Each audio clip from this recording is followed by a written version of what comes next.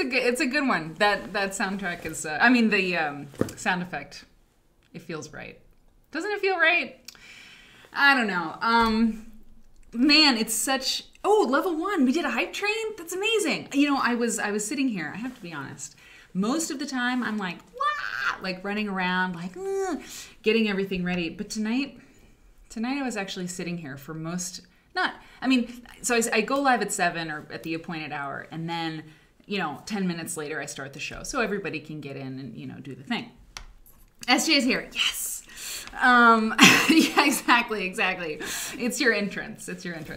But I was here at about 7:06 or something, and I was like, just kind of looking at the chat. So I tried to write down everything that's happening. Ivana subscribed. Thank you so much for subscribing. Belle has a new pattern out that just dropped today, so that's amazing. Jay Porter's in the chat for the first time, but you're not the only person here for the first time in the chat. And so I have to go back through and at least, see what the big stuff is. But it was nice to see, everybody in here. And yeah, it's Quilters Newsletter Friday, and that's great. I think this is our third one. Also, you're all very funny. Myra, I saw it early on. You said, hell, everyone. And you were like, lol, hello. Hello, everyone. Indeed. Yeah, TGIQNF. Thank God it's Quilters Newsletter Friday. I agree. Lillian and Bip and Sandy, how's it going? Robin's Nest and Molly. M. Hicks is here. So good to see you. Howdy, indeed. Bip and Jay Porter. Yes, you made it for a live chat. I'm glad you're here. The live show is really fun. It's like the show is a show because of you people, and I'm not saying that. Like, there's no show if it's just me. It's just me. Like, believe me, many people tonight on this earth, they're just so irritated at me. They're so annoyed. Some people are like, I hate her. I totally hate me too sometimes. Believe me. Like, I'm just like, Mary, what were you thinking? I actually don't think that about myself right now, but I have, and I will again. So I understand. Really, we have a lot in common. But without you, there's no show, and I don't want to do this by myself. So I'm really glad you're here, Jay. That's awesome. Cindy D is here. How's it going? Robin's Nest and Jill Alex. Boy, it has been a day. It really has been a day. It's been an interesting few days. I'll talk a little bit about that. I mean, come on. Like, I'm not going to be like, well, let's start with the magazine. Like, there's a lot going on right now. What if no one knew what was going on? There's probably people watching this that don't know. Let me put it this way. There's internet drama, and it's really intense, and it's in the sewing community, and in the, I think, like, sustainability people are kind of talking about it, and, like, garment making people, I've never started internet drama before. I don't have any reason to start any again. I don't feel very strongly about anything except one thing. And I made a video about it, and people are watching it, and they're really mad. And they're really coming for me, personally. And it's like they really hate my tone. They hate my tone. They're so mad that I'm so snarky. But they're not really dealing with the issue. A lot of them, they just want to... But anyway, the point is, it's like in the air. Usually, we do this show, and there's no drama in there. It's like, drama? Are you kidding? Like, this is a drama-free zone. But right now, we have to contend with it, because it's like a thing. It's like a fog. A fog that's really exciting. I've never been here before, and I don't... Like I said, I don't intend to be here again, but it's a very interesting experience. Okay, Ivy Kadivy. How's it going, girl? Stephanie Cake, one of our cakes. We have many cakes in this show. I don't know what's going on here with the Luke. Twittering Bird. There's so many birds too. Oh, and by the way, Twittering Bird, you're like, hi, working on a drink. That's about it, because we like to talk about what we're sewing or working on, And that's just my favorite thing, imagining all of you. I know some of your faces, but not many. I just imagine all of you, stitching away in your studios. I like that. This show is it's really good for that kind of vibe, if you're working on something, you can put it on in the background, because this show and tonight's format is different anyway, but this show is, a couple hours. It's not a presentation. We just kind of hang out and we're curious together. and we're curious about one specific thing, which is quilts. And what's crazy is anyone who's watched this show for the 6 months that we've been doing this is quilts take us everywhere. We were in Wales and North Country, England the other day. It's just, we go everywhere. And so, yeah, so usually, we just get nerdy about quilts and that's just pretty much it. Nerds are not usually full of drama. I don't think. Maybe not. No, that's not true. That's not true. Nerds can be as drama-filled as anybody. Let's not discriminate. Okay, Lily-Ann, you're making gin and tonics. Okay, that's what I meant to say. Okay, here's the thing. I'm not saying I'm going to have it, but I did pour a shot of tequila because I have to keep moving along with the hellos, but and Hicks, okay, I think I said From Scratch by Jen. How's it going? And Molly asked for a link to Belle's pattern. That's great. If you posted it, maybe throw it in again so people who have come in since can take a look. Bridgewater and VA, Joyous Fibers, Bourbon on Ice. People kept saying, like, working on a drink. So we have a drinking game here. Is that right? Yeah. If Mary Kate's in here, I hope you are. I don't know. Maybe you're mad at me too. It's all right. I hope you're not, but it's okay. We really don't like it. My friend Mary Kate and I, at QuiltCon in Pasadena years ago, we both commiserated on how annoying it is when a mass media article says of quilts, like they do a story on quilts and they're like, these aren't your grandmother's quilts.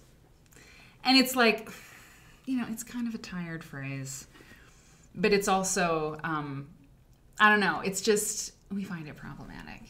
So I think it was Mary Kate. I don't know who said it, but like we should take a shot. Like anywhere we are in the world, when we read or hear someone say, these aren't your grandmother's quilts, we do a shot. So on this show, the rule applies, is if we ever read live or see live that turn of phrase, then we do a shot. And so I poured one because I'm not saying that we're going to find it. But it'd be great if we did. It'd be great. And I don't have a lime, so I brought those lime tortilla chips. And they're the same ones I had last time, so they're very stale, but it's okay. Okay, From Scratch by Jen. I think I said hi. See, now I lose my place. Mark Wesley, working on... I finished a baby quilt for our new grandson coming to us in March. Oh my God. Congratulations. That's coming up. That's next month. That's really cool. Congratulations, a new grandson. That's awesome. The binding is your challenge. Now I am working on quilting a 90 by 82 on the home machine. Really? I don't know. Binding would be harder for me than domestic machine sewing or quilting a large quilt. Well, I don't know if that's true. I hate binding. I hate it. It's my nemesis. And I have a lot of them now, so I really hate binding, you can tell. Quilting Nancy. I don't know if you saw my Discord message. I need your address again. I don't know. I sent a postcard to a Nancy, but I'm afraid. What if it's not you? What if it's not the Nancy? If you're the person who's been having tech trouble, which I'm pretty sure, I'm thinking of you on the Discord, but it's you. The last thing I want to do is mess up my card to you. And I have a little something extra for you. So please email me twitch@maryfons.com because I'm not going to screw that up. Penny Catherine, finally in the house. Dinner is cooking, got some beverage and chocolate, and I'm ready to be a nerd. You know what? If you're here, well, I don't know. There may be people lurking who are not nerdy at all. That's okay. You can lurk. It's all right. But I think if you're like, I'm ready to be a nerd, like you're putting up your glasses, and you're in the right place. And I'm really glad you're here and welcome. Thank you to my mods, by the way, for helping out. Robin's been working on cross stitch. I need something other than piecing and quilting. I did a podcast interview for Sulky. Very cool people over there at Sulky. And the fellow Jason asked me, do you do anything other stitching, stuff? And I don't. But I think cross stitch would be it. I'd actually really like to do some. So if you have recommendations, throw them in the Discord. Like, hey, this is a good beginner pattern or something, because I'm really interested in it. My mom used to do it too. D. Marie, how's it going? Flinster, hi. Kitty Hannah, well, hello. And DH, Thursday morning, your electricity was out. At the same time Mary was on, so you didn't see her live, ready for Friday night. We have a Quilters Newsletter magazine tonight from 1997, the year I graduated from high school. And I didn't think to ask my mom to send me a picture of me in high school. I know. There's a lot going on. I didn't think about it. Mom, if you're listening. So we're going to call my mom in a minute. Mom's going to come on the show. Mom and I have been talking more than we have for a while, and it's been really, really good. Sometimes you just need your mom. And I've needed my mom this week, you know. I've just been like, oh, my God. So Myra, working on paperwork, so you can take a drive to Portland to buy some bicycle accessories and go visit Modern Domestic. Hell yeah. That's a great shop. That's a great shop. Yeah, we did the hype train. That's so awesome. Mother Nature's here. SJ. If you've never been in the show, SJ Pepper. She's one to watch. Okay. Okay, Sonia, and hey, Sonia, I'm so glad you're here. And Prairie Susie's here, working on Hexie's Teacher Stitch. If I haven't said hi to you yet, I totally will. Hey, Kevin, you're here. It's good to see you. I'm so glad you're here. That's awesome. The other Mary Kate, you saw a Reddit thread. Oh boy, yeah. There's a lot of stuff out there. Hey, Mom, you're here. Do you have time to grab a picture of me from high school? You don't have to. Don't worry. Oh, and so that's something that we have to talk about. Is Mom did the scanning of the issue of the magazine we're going to look at today.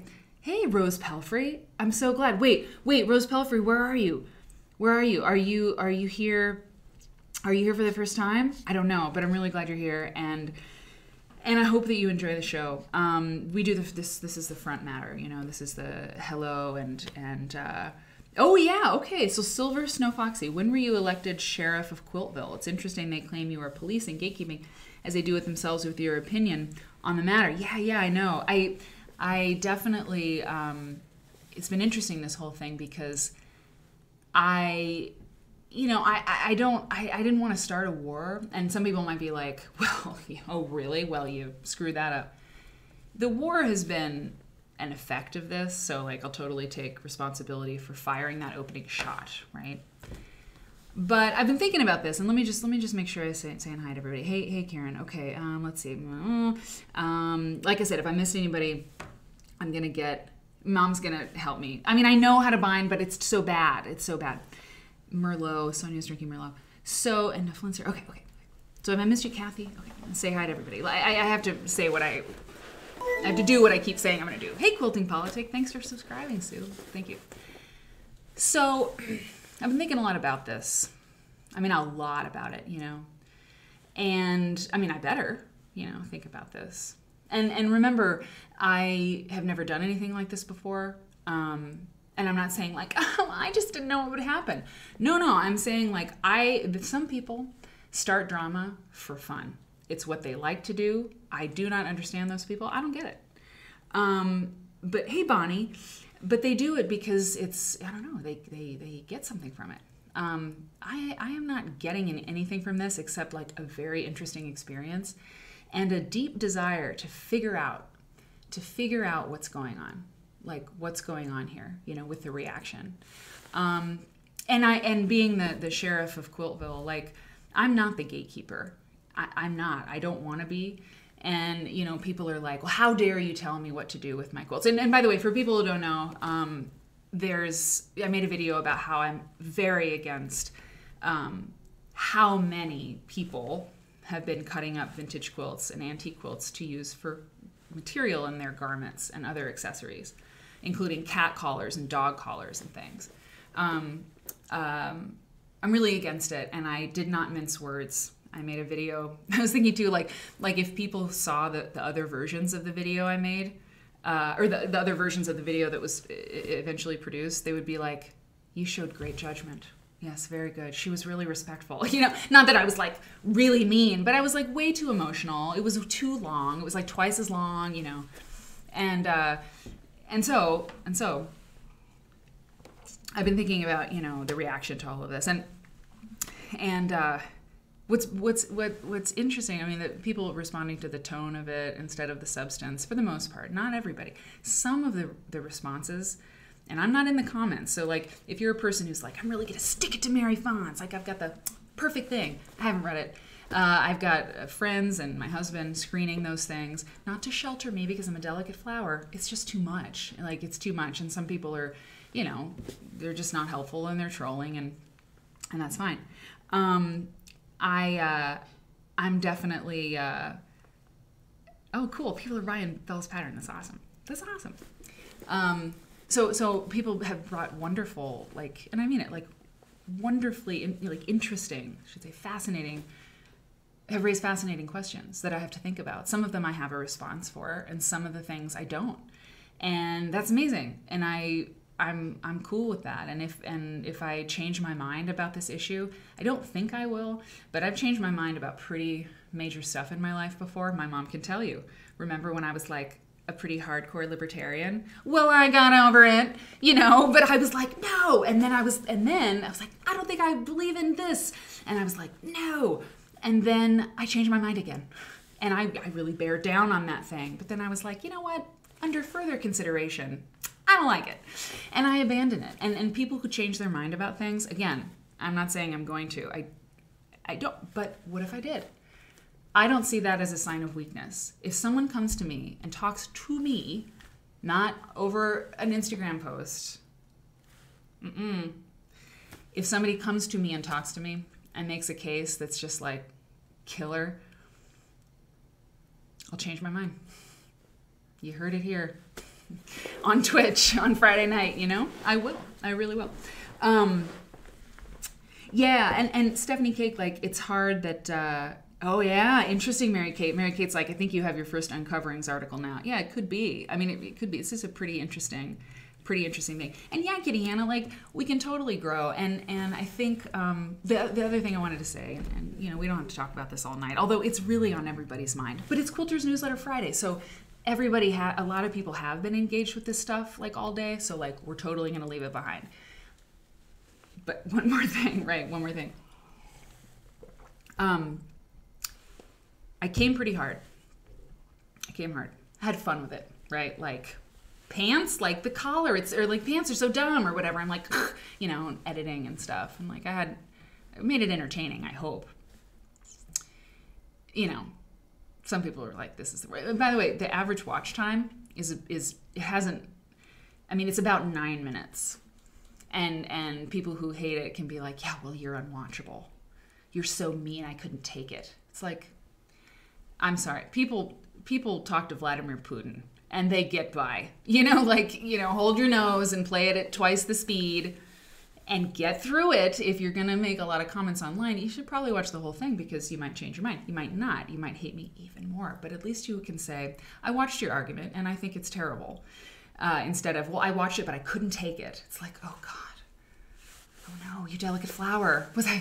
like I'm Cruella de Vil or something. I mean, like, some people don't agree with you, with what you're doing. Like, deal with it. I'm dealing with your stuff, you know. Anyway, the reason I came as hard as I did, and the reason I made the video that I did, is because, and I stand by it, from start to finish. I do not apologize. I do not want to soften it. If I had softballed my argument, we would be in the same place. And people would be like, what is she even, she's like contradicting herself anyway. First she says this, and then she says this. It's pretty clear how I feel about it. Yeah, I know. 9 minutes, exactly. But I kind of felt like, this morning I thought about it. It's like the number of quilt clothes articles about the trend that exist in the mass media. I mean, so many, lots. Hey, Ifsalala, thanks for subscribing. That's so awesome. Being caught up in the Discord. Had you late making the show. Late making supper. Well, I'm glad you're here. And you inspired me to, there's an announcement I'm going to make. Just a couple, but there's an announcement. You inspired me to make it. Not in a bad way, in a very good way. So the articles in the Vogue, GQ, the New York Times, I mean, just all these major media outlets and small blogs, all about the trend, how amazing it is. Too numerous to mention. The number of tutorials on YouTube teaching people how to cut up vintage and antique quilts to make these clothes. Dozens. the number of people selling, shops and Etsy shops and their websites, selling these actual items, and the number of items, too numerous to count, thousands. And the number of dissenting voices in media, in an article or in a YouTube video, zero. Until now. Now there's a lot of people who are saying, you know what, I don't think this is okay. And by the way, anytime I talk about this stuff, including like when I'm live in front of people, talking with people on a panel, which is what I want more than anything. I don't want to engage in a comment section. I want to talk to you live like this, or, preferably with other people live with me that we can talk about this. I'll go on any panel, any group, large or small. I will come. Invite me and I will come. Not to bully you, but to talk to you. So anytime I talk about something that is just sort of inherently stressful, all the saliva disappears from my mouth. And it's not because I'm not okay or like freaking out. It's happened my entire life. It sucks. There wasn't a dissenting voice. And so I put one out there. And I think coming hard like I did, I believe that's what it took. I didn't do it for attention. I did it because that's how I felt. But if I had made it less direct, maybe we wouldn't be here. And I'm really glad we're here. So far, people spewing things at me online. No one has actually talked to me. And it's hard because one of the people thinks that I used data from an interview or a survey that I did not use. Like, I don't know. Like, I'm resisting. It's really hard not to go into social media and like try to clear some things up. But if I start to clear up one thing, I have to clear up another. And that's not useful.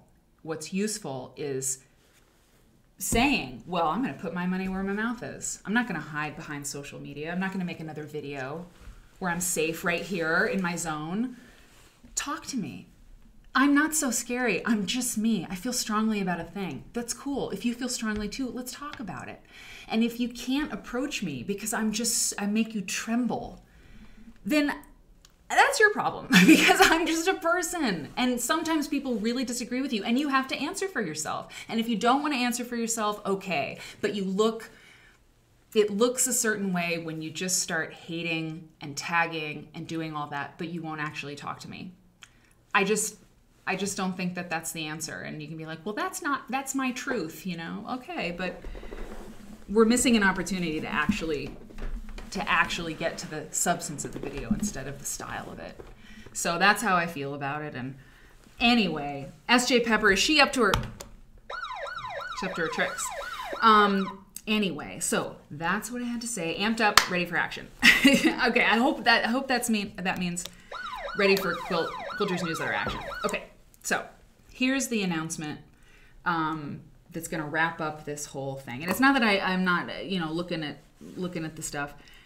Hey, oh my God. SJ says, tomorrow I'm having a panel about quilt clothes on my back porch. You have to come. You said you'd come to any panel. Listen, SJ, I feel like you may have a private jet. I think you're that person. Come pick me up. I'll come. You lose my spit. Mom knows I lose my spit. It's so embarrassing. It sucks. Yeah, I know. So many comments. I didn't watch the video, but it's like, dude, like, it's not so bad. It's like, I don't know. You can do it. You guys can do it. Come on. Like, watch a 22-minute video. Okay. So the last thing that kind of brings us all to a close is, and I mentioned Ipsalala kind of inspired me on this. And again, not in a bad way, in a great way.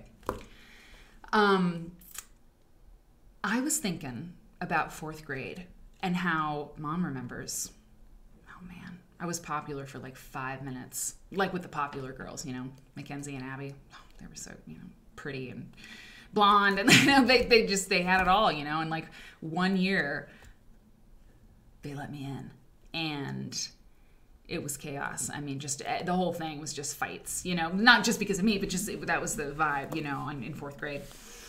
And I remember, that when we would have these fights, Mrs. Brown would take us into the hallway, Shelby and Mackenzie, if they were fighting, you know, she'd take them into the hallway. It was very disruptive. It was terrible. You know, it was disruptive. Everybody suffered when the girls would fight.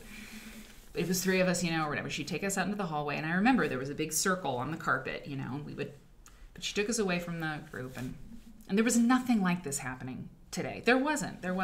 But there were some dissenting opinions, and they were both measured and intelligent and great, whatever. But I was like, oh no. In the Discord this was happening. And I was like, uh-oh. And I was like a scout leader or something. And I'm going to say, here's a rule. This is a rule. I don't think we have rules here. Even for S.J. Pepper. Because this is church. And we know that it's, you know, we're on our best behavior. But here's the deal. If in the Discord, people are feeling a type of way, and they're sort of like taking different sides of a thing, and you feel it happening, you know what I'm talking about. You feel that like, well. Oh, hey, Cindy D. Thanks for subscribing. That's awesome. I appreciate you. Thanks so much. If you feel that little happening to you, take it to the DMs. You got to take it to the DMs. You got to go out in the hall with Mrs. Brown, and you got to have that conversation. Because I think what happens when it's in a thread and like some people are like, you know, going, you know, hey, Kelly. You know, when you start to, I think part of what happens in these threads is like, you're in front of everybody. And like, they're a dime a dozen, you know, all these threads and comments and stuff, but like, you're in front of people. And so suddenly it becomes kind of a pride thing, and you have to like, you have to show them who's boss. And take it to the DMs. Not because I don't think you can handle it as a group, whatever, but go out into the hall and, you know, be like, I think you're terrible. I'm like, well, why are you so rude to me? And do it privately, because I think you'll probably like it'll not go as bad as it would if it's in like a public thread. So that's the rule. Hey, Padma. All right. Go out into the hall with Mrs. Brown. That's the rule. Go out into the hall with Mrs. Brown. She had really curly hair. So, Padma, so hey, Kenny VNC. I'm so glad you're here. This is great. This is great. Everybody's here. So I'm going to call my mom. So I hope that rule makes sense. I'll say it a few more times, you know, just so everybody hears it when they're around. And also, you know, the subscription structure is changing. I'm figuring all that out. I got my QuiltCon stuff. A week from today is my Quilts and Fashion lecture. Oh my God. We're not talking about that. But this, you know, I got to get my handle on the subscription stuff. But just so you know, the show is always free to watch live. You can always tune in and watch the show live. When I post the recordings of it, it's going to be a perk for subscribers to watch those instantly once the show is over. But the shows will always be on YouTube. You know, eventually, give it a few days, give it a week. I don't know. But all the shows will be free to watch on YouTube. They're always free to watch on happening live. The video on demand, it's going to be a perk for the people who subscribe, because I got to make it worth something. You know, it's my first entrepreneurial experience ever in my life. So, I'm the hall monitor. Keep the fights to a minimum, and you know, fight. You know, do whatever you want to do, but take it into the hall with Mrs. Brown. Yeah, it's easier to just get along. I know you need bodyguards at QuiltCon. You know what? It's true. I know a lot of people are going to wear quilt clothes, like, you know, to QuiltCon, thinking they're just going to, like, just destroy me. I don't care. You know what? One more thing. I fully expect that sales of quilt clothes will spike from this. If it affects it at all. You know, if it even affects it at all. I think it'll go up. But later, the next time this trend comes around, people will have to contend with the fact that there was resistance to this trend. It will be part of the history of this trend that there was a big kerfuffle about it. And so the next time this happens, because it happens every 30 years, in the record books, they will say, not everybody's okay with this, because, oh my God, remember message boards and Instagram? Remember, it was crazy. Instagram, can you believe it? It's like a tape deck to us, you know, in 30 years. But they'll say, you know, not everybody was okay with this, and there was 2 weeks where people thought about it. So bearing witness is important. Yeah, you got the voice of dissent is important, even if it doesn't change anything. You got to be there. You got to be like, that's not okay. And maybe the system will be like, we don't care. We're rolling over you anyway. But you were there and you said no, and that's important. So Okay. Obligated to save more quilts. I know, me too. Mom. Okay.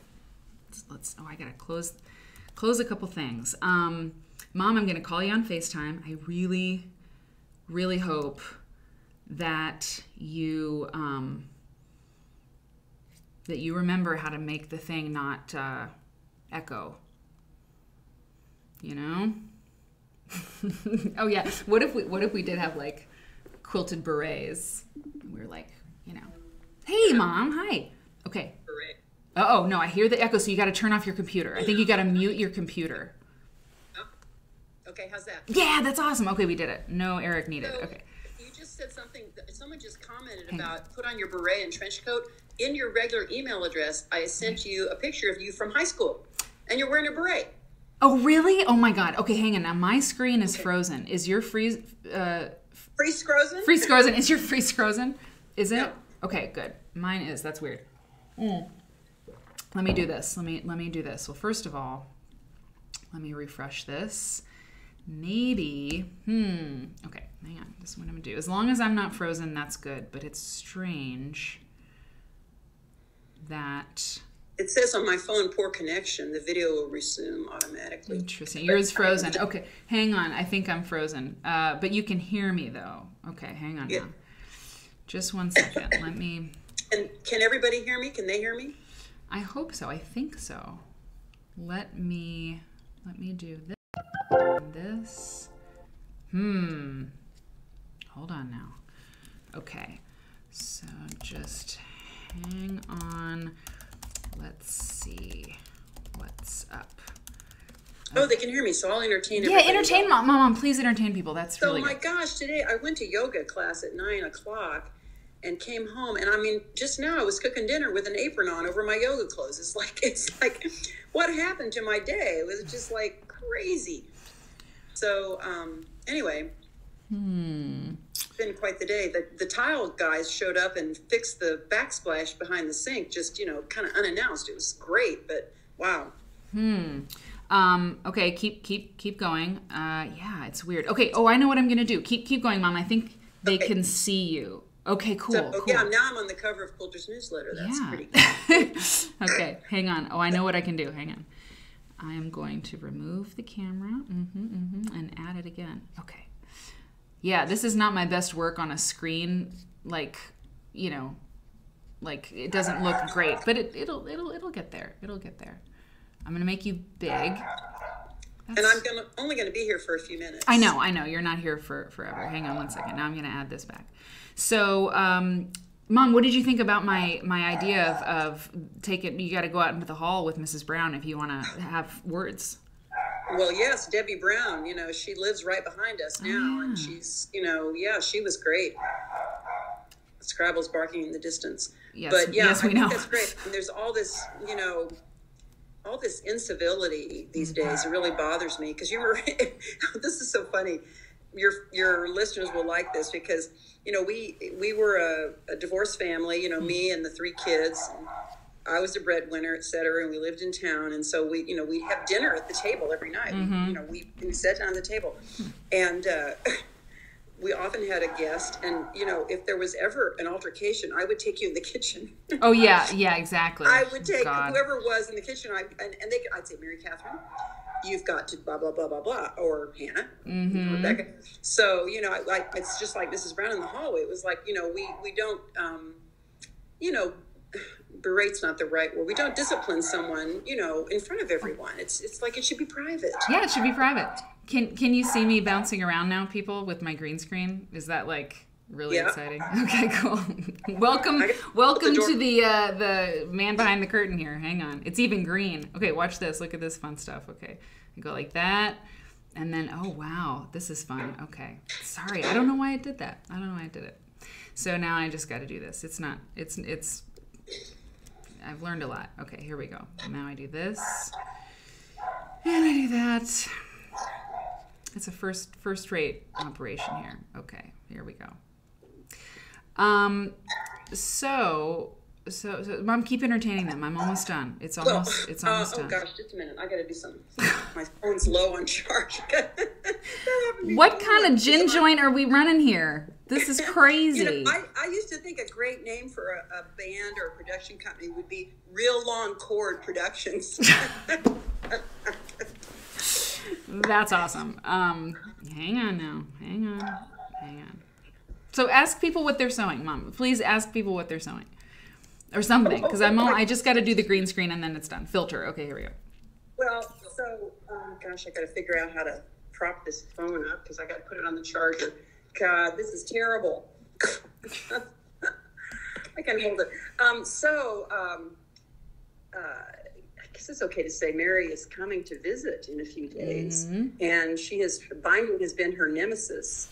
And so I was telling her, if you've got a quilt that's finished, because all the years that I did stuff on public television, we did programs on binding, on how to do binding, and it was always with a little fake quilt, a little corners, because, to actually bind a full-size quilt on public television, 21 and a half minutes.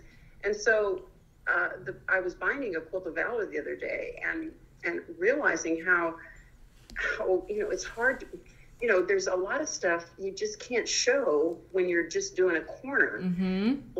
And I'm sure those of you who get quilts and are good at binding and love binding, it's like you got to use your elbow on the quilt to prevent drag as you're running it under your walking foot. But see, here's the thing. It's something that I mean, I love that and I want to learn it.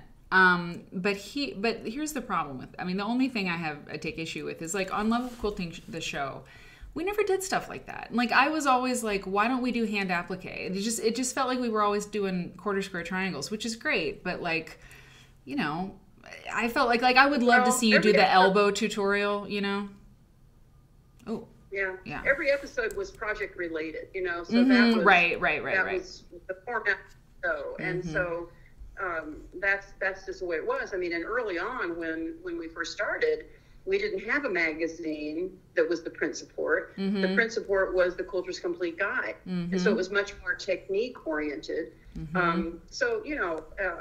It was, I looked at the early shows Liz and I did when we had no idea what camera to look in.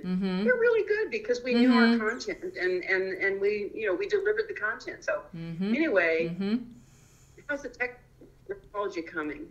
It's coming pretty good. Like my green screen won't be great because I can't do it really without like looking at it full scale. So it'll have a green cast. It'll be, like I have an aura of evil around me. It'll be great. It'll be great. I'm on a delay, so it's weird. Okay. Well, everything's going great. So I'm going to pull you down here, and I just want you to tell me just a little bit about, I'll put this on full screen for Quilters Newsletter. And the people who haven't seen the show before, the Quilters Newsletter Friday is a little bit different. We read an issue of Quilters Newsletter from the past. We just go through an older issue of the magazine because I feel like Quilters Newsletter was one of the best quilt magazines that was ever made. And Quilt Folk is really, really special. And, I was thinking, Mom, I may be too hard. Like I should remember to mention like Curated Quilts is really great. And like, there's really good stuff being done in magazines. But when I say like magazines aren't as good as they used to be, as good as Quilters Newsletter, like I honestly think about Fons and Porter, like toward the end. I don't know. Like I felt like it lost something really important after a while, after it was bought in 2006. Like I feel like it got really corporate and that made me sad. And so when I say Quilters Newsletter was the best, it's because these old issues make me remember what it was like, I feel like. Yeah, it was a different time. And I can talk about that. And I don't know, we visited a little bit about the issue and my attitudes on magazines, and I can share some of those thoughts if you want me to. I hope you will. So let's just look at the cover of this one, and we're going with 1997, May 1997, and let's see. Oh, Mom, look at that. Mother Nature says, I came across a Fons and Porter book today, and I flipped to the back, and all the episodes listed were ones starting with 101. That's crazy. Wow. I love it. Wow. Okay, so I'm just going to flip, you guys. So this one is a longer issue. Mom knows because she scanned it. So I'm just going to flip a little bit. Let me Yeah, I scanned it all day. I know. I'm going to pull you over here by me. Maybe you can cover up my green screen a little bit. So I'm going to flip a little bit, and since there's so much to look at, I'm going to have Mom talk a little bit right now as we sort of flip through some of the early pages. If there's something you want to see, we'll completely go back to it. But I feel like that's an okay way to start, and I don't want to keep you guys here all night. I mean, unless you're drinking bourbon and you want to close the bar. I mean, I understand. So I can be convinced. But, Mom, why don't you I'd love for you to talk to me about what you said. I'm going to bring you down. What you said earlier about the internet. I thought that was really interesting. Yeah, I kind of discovered this when we were preparing for our QuiltCon lecture in 2020. And I scanned a lot of issues, and I was looking through this collection that this lovely lady from out in New Hampshire donated almost a full set of Quilters Newsletters to the Iowa Quilt Museum. And it was like a trip back in time to go back and look at those early issues and all through the, through the 70s and 80s. And I made the comment, and it's just so true, is that the Quilters Newsletter was our internet. There was no internet. So Quilters Newsletter, which started out just as Quilters Newsletter, later became Quilters Newsletter Magazine. It was the repository of everything. I mean, it listed all the quilt shows that were going to happen around the country once that got going. And I remember getting my magazine and flipping through, just looking through those pages and pages to see, are any of these quilt shows somewhere I can drive to? Wow. And so Quilters Newsletter became Quilters Newsletter Magazine. I think you were so profound when you said that Bonnie Lehman was a wonderful editor. She was amazing. She had great judgment. But, when the internet came along, and this issue that I scanned for you, the 1997, there are some websites and the different ads and so forth. So websites are starting to happen. Yeah, let's see. Industry. Let me just see real quick if there's one on this page, because let me just see. This is Bennertex ad on the right, and let's see. Bennertex. No. Oh yeah. They have bennertex.com down here at the in the right hand corner. Yeah. So it's a transitional time. But, the thing about it is that I think in a way, because of the format, the way Quilters Newsletter set out and the way it was, and by this time it was owned by Rodale Press. Okay. Rodale Press I can't remember where they are, the East Coast. Liz and I wrote a book for Rodale Press. They were big on cookbooks and, natural things and so forth. Anyway, they bought Quilters Newsletter from the Lehmans. So the internet kind of killed Quilters Newsletter in a way. Wow. I mean, it was sort of a Mom, replacement. Mary Kate Carpetras watches the show. She's here right now, and she was associate editor for a while. Mary Kate, I love you so much. Yeah. Anyway, yeah. So she could speak more intelligently than I about that. But, other magazines came along. Quilters Newsletter was always really text heavy. Martha Stewart had a huge influence on visuals for magazines, that kind of sparse styling and everything. And so I think Quilters Newsletter made a real valiant effort to be everything for everyone, having patterns, having historical articles, advertising. They covered the world, what's news in quilting in America and abroad. And it just, I think maybe ad revenue slipped some. I mean, I got a kick out of those early issues that we looked at. There's the really early ones where the Lehman family introduced Quilts and Other Comforts, their mail-order business. And I could just see George saying to Bonnie, look, we got to make some money here. Right, exactly. So let's start selling stuff. Yeah. So, as often happens, and I hope people can't hear Scrabble barking in the distance, but as often happens, when the entrepreneur... Mom, hang on. Scrabble has to be dealt with, Mom. Can you let her out? Scrabble, come here. It's a lot. No green screen and the barking dog. We got to be kind to our people. Look at this quilt, by the way. I zoomed in on it. They're talking about quilters are competing in Japan. Quilters from around the world can compete in the annual International Quilt Week competition in Yokohama, Japan. I want to ask you about Japan too, Mom. But go on with what you're saying about the internet killing Quilters Newsletter. I think that's really interesting. No, where I was headed there was that you have an entrepreneur, Bonnie Lehman. She starts this magazine, this newsletter on her kitchen table. The first issue comes out the year she has her youngest child is born. And, she builds it into something really, significant. And then a company offers to buy it. I mean, this happened to me with Fons and Porter's Love of Quilting. Hey, Megan, thank you for subscribing. That's awesome. And you're like, okay, it's time to sell it. And I do think that the original fire, the original nut, something happens to that. And I'm not saying that's bad. I'm not saying that's good.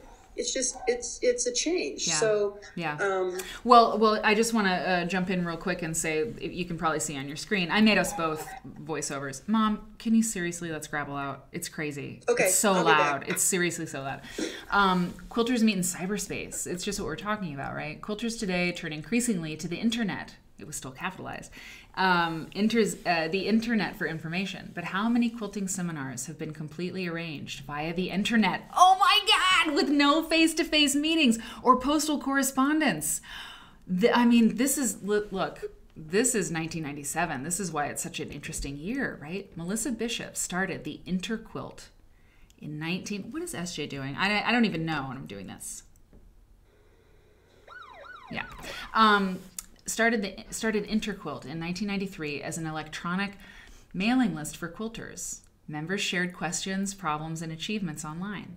Friendships grew so strong that people began expressing the desire to meet each other. In 1996, Carol Key volunteered to coordinate a quilting seminar for the group at Snowbird Lodge in Salt Lake City, Utah. Teachers were invited to post course descriptions on IQ, and members voted for the ones they wanted. Wow! Teachers then listed class costs on the computer, and members registered by sending a check to the teacher by regular mail, known to internet users as snail mail, their only concession to traditional communication. After a teacher received payment, she emailed a materials list to each student. Carol also emailed registrants a list of information about the area. Sign-ups for roommates and menu ideas for the Saturday night banquet were also posted on IQ. Now we would say IG, Known to internet users as snail mail, Stephanie K. Totally. On the opening day of the conference, there were tears, hugs, and laughter. This is very touching. I mean, seriously, this is amazing. As IQ members began looking for friends and roommates, everyone enjoyed the conference, which included a show and tell, door prizes, fat quarter raffle, merchants area classes, and a quilt show. But everyone agreed that the best part of the event was meeting each other face to face. Today, more than 600 members from 21 countries exchange information daily on IQ. To learn more, write to I mean, it's really something, because the thing is right now on the Discord, quilt nerds are working on QuiltCon plans, Mom, and we've never met. We've never met, and so we're gonna meet. What you're reading, cool. And I remember AOL, and when their internet was new, I mean, it's like quilters embraced this technology very fast. Mm-hmm. I mean, just like the Modern Quilt Guild happened later, but quilters all around the country started making these round robins and everything. Oh, yeah. And then they would finally meet. And so, we're just a very community-connected kind of segment of the population. It's so true. It's so true. Mom, creepy things. You see the show. Creepy things happen on the show. This is creepy. What's creepy? Hold on. Wait, where's my soundtrack? Oh my God. Why is nothing's working tonight? Well, this is weird because we were just there. Oh God! Because quilting and cross stitch is something we talked about earlier, and right here. Okay. I mean, we were specifically talking about quilters and cross stitch. Okay, go ahead. The reason Scrabble was barking was her dish was empty. Well, I mean, stop everything! Doesn't she know we're doing a show? Yeah. Look, it's the Shelburne Museum. The Shelburne up here. Yeah. There's an ad. I can't remember what page it is. It's a American Professional Quilting Systems ad that Liz and my heads are in it, and Kay Wood. Mm-hmm. So I love this quilt that's on the right-hand side of the page there. Yeah, it's really great. From the Shelburne, as you were saying. Mm-hmm. Okay, let's just... So, anyway, I don't want to just blather on, but... No, it's really good to have you here. Oh, look, it's Roland Freeman. That's so cool. Okay, yeah. Well, Mom, thank you for coming, and thanks Scrabble. She contributed greatly to the show tonight. No, it was awesome. And did you get that photo, your high school photo? Oh, no, I got to find it. Hang on. I got to find it. And, actually the page you have up there now, I see this family photo. I read that column, and this was a new editor. He would have been a Rodale picked person in his family. This was, he had become, and I don't know how long he was the editor, but Quilters Newsletter. I lost my set of magazines. I kind of lost interest in them when I had my own magazine. They went up in the basement of our building, and when the building was sold, I think they went in the dumpster. So this lovely lady, Virginia from New Hampshire, I don't remember the details, but she offered this almost full set. I mean, they go from almost the beginning to 97 to the museum, and they're in binders. They're all in these special binders, Quilters Newsletter binders. She offered them to the Iowa Quilt Museum if we promised never to sell them. So it is a resource. We don't check them out. I did bring this issue home to scan, but I'm trustworthy, But anybody who wants to come to Winterset and look through those magazines, they have to stay in the museum to do it, but you're welcome to do that. Do you remember this person? What person? Do you see that person on the screen? Oh, in the ad? No, I don't. No. Can't you see this thing? This face? Yeah. Look at that. Yeah. So cute. Oh, it's me. Yeah. Oh boy. Look, I was wearing a beret. I know. That's so weird. Yeah. And I just got a beret, so. Okay, so that's me in high school. That was the year this magazine came out. Yeah, it's a beret. So one, I don't know if that's your senior year or not. No, it's close. Sophomore. Yeah. Yeah. So the one thing I want to say about the issue that I scanned, the cute thing, it on the inside back cover, there is math in the margins. Really? And so I just thought it was so typical of a quilter to say, to have made a jotting, so jotting in the margin of doing some math for her quilt. So it's like almost the very end of the pages that you have. Maybe you'll get there. I'll find it. But as you all look, you can see on that page on the left, I mean, there's just so much text. And also going back to that real early issue that you talked about before, getting color printed was so complicated. It's so different now, but a book would be printed and you'd have the certain pages could have color and other pages are black and white. And, printing just changed where you could have color on every page. But I just remember how, and you look at the early Quilters Newsletter and it's black and white. It just seems like the worst possible format for quilts. But Bonnie Lehman did it, she... Yeah, she did. And her magazine was always really good. I mean, is it perfect? No. Is anything perfect? No. I have one technical question for you, Mom, that I just saw come through the chat. No, I was not a Girl Guide Nose to Quilts. I mean, God, I was so in love with Carrie Hollingsworth that year, Mom. I just remember. I was probably Carrie's mom was over for coffee yesterday. Really? Oh, God. This is what happens when you live in a small town. By the way, but I mean, this is great. Roland Freeman wrote Communion of the Spirits, which we've talked about on the show at least once. Remember I showed you that picture of Nora Ezel with the quilt that I recognized from the Quilt Museum. Anyway, it's an amazing book. He's got pictures of Maya Angelou in there with her quilt and Rosa Parks with her quilt, but just many wonderful African-American quilt makers. It's a book that you must have. And that's him there. And then also... It's a great photo. Yeah, totally. African-American exhibit goes on tour. That's so cool. Oh, Communion of the Spirits. That's his book. A tribute to African-American quilters. Mom, it's Black History Month. Can be seen at the National Civil Rights Museum in Memphis, Tennessee. That's so cool. From the end of April. 1997, she's covering that. Yeah. She covered everything. She covered everything, exactly. So I saw a technical question. How old is too old for thread, by the way? Gosh, I don't know. There's cotton thread. Oh, right. Kitty Hannah, Kitty Hannah, what kind of thread were you asking about? M. Sujan, totally. I love it. Mom's drinking wine. Mom, you didn't say that. Okay, well, anyway, yeah, I like this, what Robin's Nest says. If you take the thread between your fingers and tug and it breaks, it's too old. Ah, that's good. And I think cotton thread can get kind of, because it's natural fiber, it can get, what's the word I want? Not fragile, but brittle. It can get brittle. I don't know about polyester. It lasts forever, I guess. But okay. Anyway. Good to know. Well, you got a great group here, and try to roam freely. Yeah. Do your thing, Mom. I'm really glad you came by, and I kept you on kind of a podcast kind of vibe without showing, because It's a one-woman show. I got my apron on over my yoga clothes, so that's a look. That's a look. It's a choice. It's a choice. Well, I love you so much, and it's always fun when you come to the show, and I appreciate you. And yeah, thanks for being part of Quilters Newsletter. Anything, and I'm proud of you. I'm very, very proud of you. Thanks, Mom. They say if you see something, say something. Yeah. And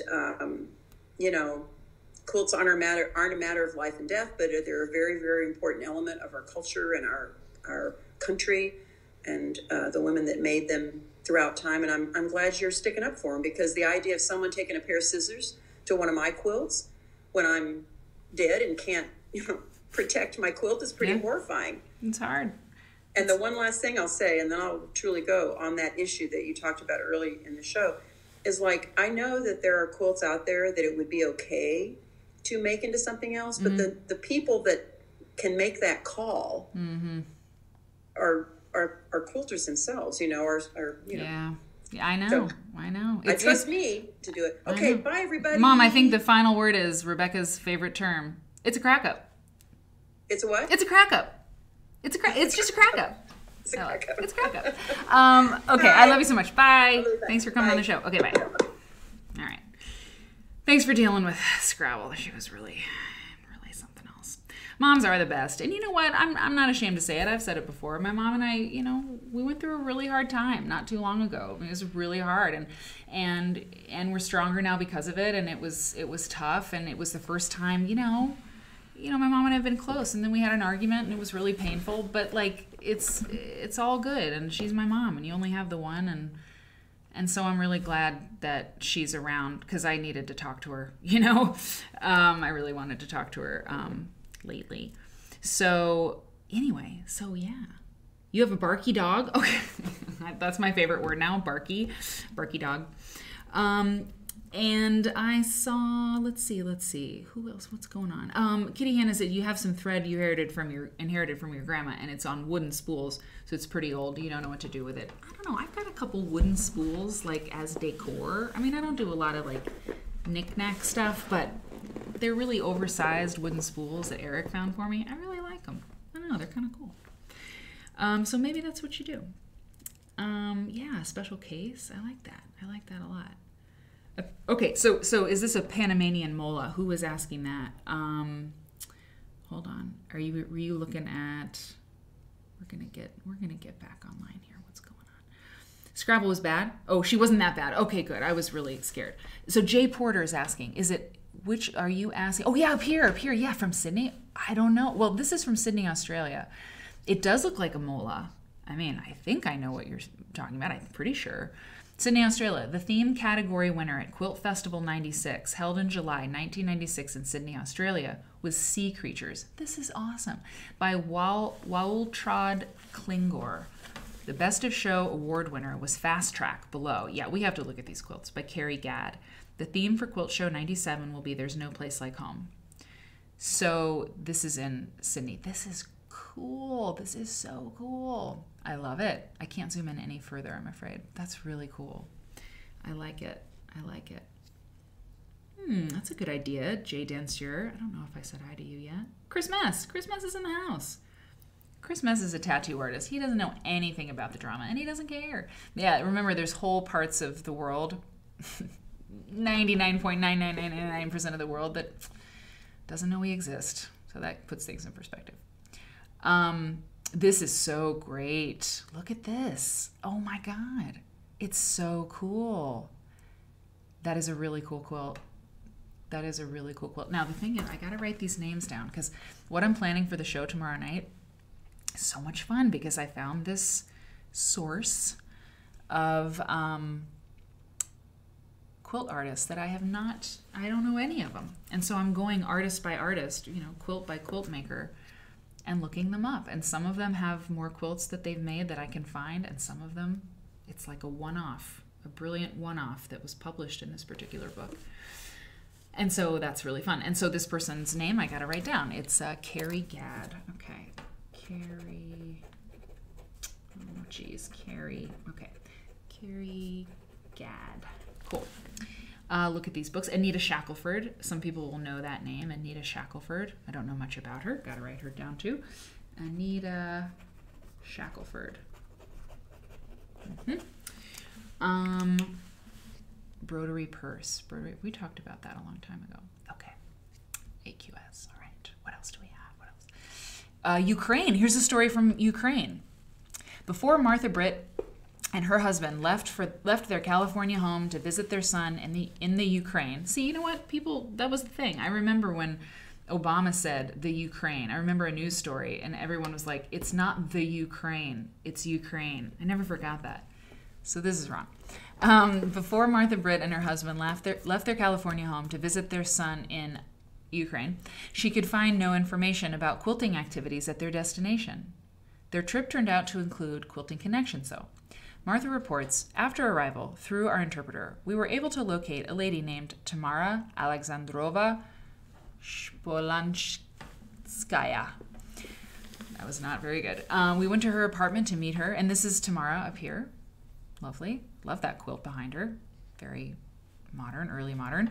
On her couch is a beautiful quilt I assumed to be done in the Amish style, but I found out later she knew nothing of what we call Amish style. I also learned, she did not have any patterns or any way to purchase fabric. Tamara said, my designs come from looking at nature and from my heart. She also said all her fabric is scrounged or donated by her students' parents. And then they said they learned from Tamara there was an exhibit of American quilts at the Fine Arts Museum in Kharkov. How awesome. Wow, there was an exhibit in Ukraine at the Fine Arts Museum in Kharkov. And the person saying it was sent by Quilters in Cincinnati, Ohio, which is the sister city to Kharkov. Oh my God, I love that so much. While visiting the exhibit, a docent told us that there was only one quilt maker in all of Kharkov. She did not know that we had the lady with us, and it was Tamara. I love this. This is great. Hey, Raffle Waffle. It's so good to see you. I'm so glad you're here. It's awesome. So Sister City, when's the last time, like, you know, a Sister City quilt exchange happened? That's a pretty awesome idea, you know? I am officially freaking out. Look at this. A salute to the miners. Wow. A salute to the miners, 1956 to 1996. This is pretty awesome. Oh, wow. I see something on the next page that's just gonna be so much fun. Elliott Lake, Ontario, Canada. Following the closing of the last uranium mine in the Elliott Lake area in June 1996, the Canadian Mining Hall of Fame was officially opened in the Nuclear Museum. Included as a part of the official opening ceremonies was the unveiling of a pictorial wall quilt that was made and donated by members of the Elliott Lake Quilt Guild. The quilt features scenes of typical of northern Ontario, including the Aurora Borealis, Lookout Tower, beautiful lakes and rivers, native wildlife, and the symbol of the Nuclear Museum. Also represented are recreational activities such as swimming, boating, fishing, skiing, hunting, and snowmobiling, all in the shadow of the Nuclear Museum. I know, SJ. You're really something. It is. We all knew what you meant. We knew what you meant. The salute to the miner. This is a great quilt. I love it so much. I just think it's so terrific. Oh my God! Heaven's sakes! What was that about? A uranium seam. Okay. But then there's one more thing on this page. There's a ghost in the machine tonight. It's strange. I mean, yeah, I've never had the things happen tonight that are happening tonight. That's all right. Couldn't say. Wait, hold on now. Are you seeing this quilt behind her? This is bananas. I'm a little dizzy. Hey, Elle Riggs, it's so good to see you. I'm so glad you're here. It's awesome. It was, okay, Niflinster. It was referred to as the Ukraine. Okay, when it was a part of Russia. It became the country of Ukraine in 1991. Okay, thank you very much. Thank you very much. That is a part of the story that I did not get correct. That's very good to know. So it was the Ukraine at this time. Wait, well, no, in 1991 it became Ukraine, and this is 1997. So they're still incorrect, but I am not as right as I thought I was.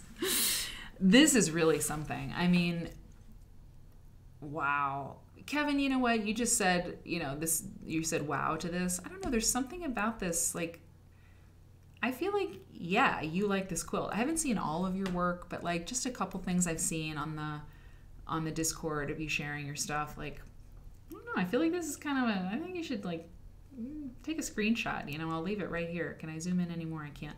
But this is the May 1997 edition of Quilters Newsletter magazine. And this woman is Shizue Kadowaki of Kyoto. Gunsei was included, okay, here we go, is in the 6th American Needlecraft Patchwork Quilt Exhibition at the Museum of Kyoto in July 1996, along with 100 quilts made by Shizue's students. More than 2,200 people viewed the exhibit in 3 days. 2,200 people in 3 days. One of the show themes was three-dimensional quilts. By the way, Gunsei is flat. It only appears 3D. Yeah, we got that. She's incredible. That is insane. Is there a book on three-dimensional quilts? There might be.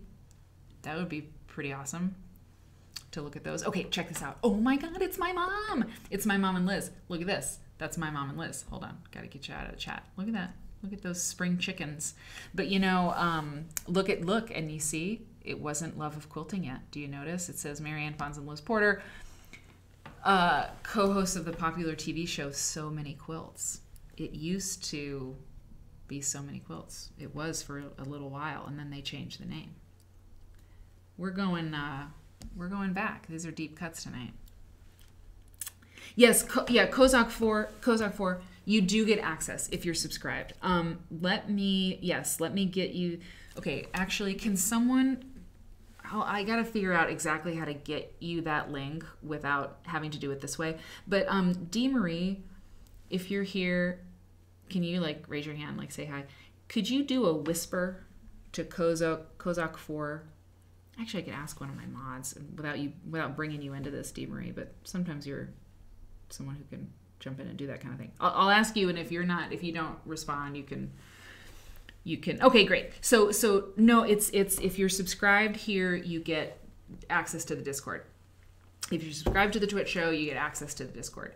So if you could do a whisper, yeah, if you're a subscriber to the Twitch show, then you can get it on the Discord. So if you're a subscriber, then Dee Marie can do a whisper, which is just like a DM here on Twitch. You can send a whisper and give her the link to the Discord, but you have to be a subscriber. It's a perk. It's a perk for the subscribers. It's like it's really special. It's a fun thing to hang out over there, and that's like a thing that we're doing for the subscribers. Anyway, all that subscription stuff is, it's kind of like I could have waited until another week. I could have done it on a different week, changing things, but why? Anyway, so that's APQS. Yeah, that ad up there that had Mom and Liz in it. They did stuff for APQS for a long time. No problem, Dee Marie. Thank you. Thanks for doing that, Raffle. Yeah, I appreciate it. And Fraz Noel. Yeah, and Fraz Noel too. If you're a subscriber, just raise your hand. We trust you. So, and then it'll be, so when you subscribe, like you'll automatically get a link. There's a way to do all of that stuff. So, oh, I like this quilt down here. This is great. Any quilt that has like a black ground on it is really cool to me. There I am. Weird. That's really nice. And then I don't know, these little swatches. I feel like the color scheme in general is just different, and that's true. I mean, culture changes and fashion changes. Yeah, I know.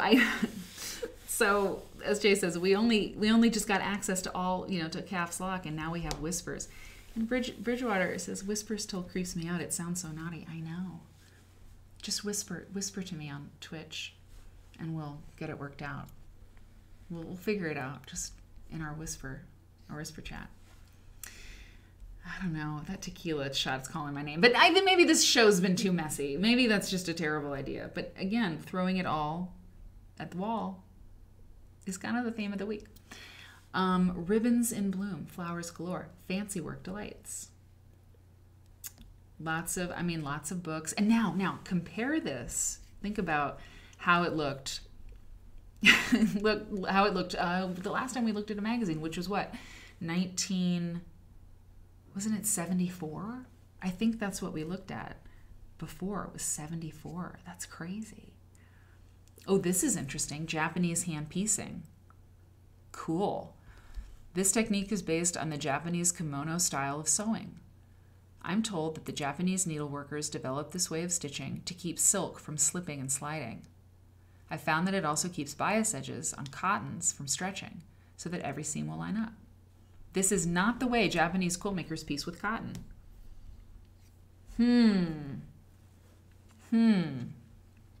How interesting. They generally use traditional American methods. Instead, this is my interpretation of the kimono style for piecing. Okay, cool. There are several advantages to this method. It's very fast because you don't pull the thread all the way through the fabric until you reach a seam intersection, whether you're stitching 2 inches, 6 inches, or a whole border. The thread's not worn by pulling it through the fabric. It's also comfortable because you manipulate the fabric over the needle. Oh yeah, rather than moving the needle through the fabric. Now, we looked at this at one point when we looked at sashiko. You know, I remember that big stitch quilting is when you're doing like, oh, it's Stephanie Cake. I know, it's so good. When you're stitching, like doing big stitch, you guys, my green screen totally pooped out. It's the worst. You're moving the Western sort of way to do like big stitch quilting is you move the needle through the fabric. But in this method, as far as I can see here, it seems similar to the sashiko way, which is you load the fabric onto the needle. It seems. Yeah. Careless whisper. Are people careless whispering? Okay, proud. I'm so glad that you said howdy. It's so good to see you. It's been crazy. The show's been crazy. Look, crazy Quilters Club. See?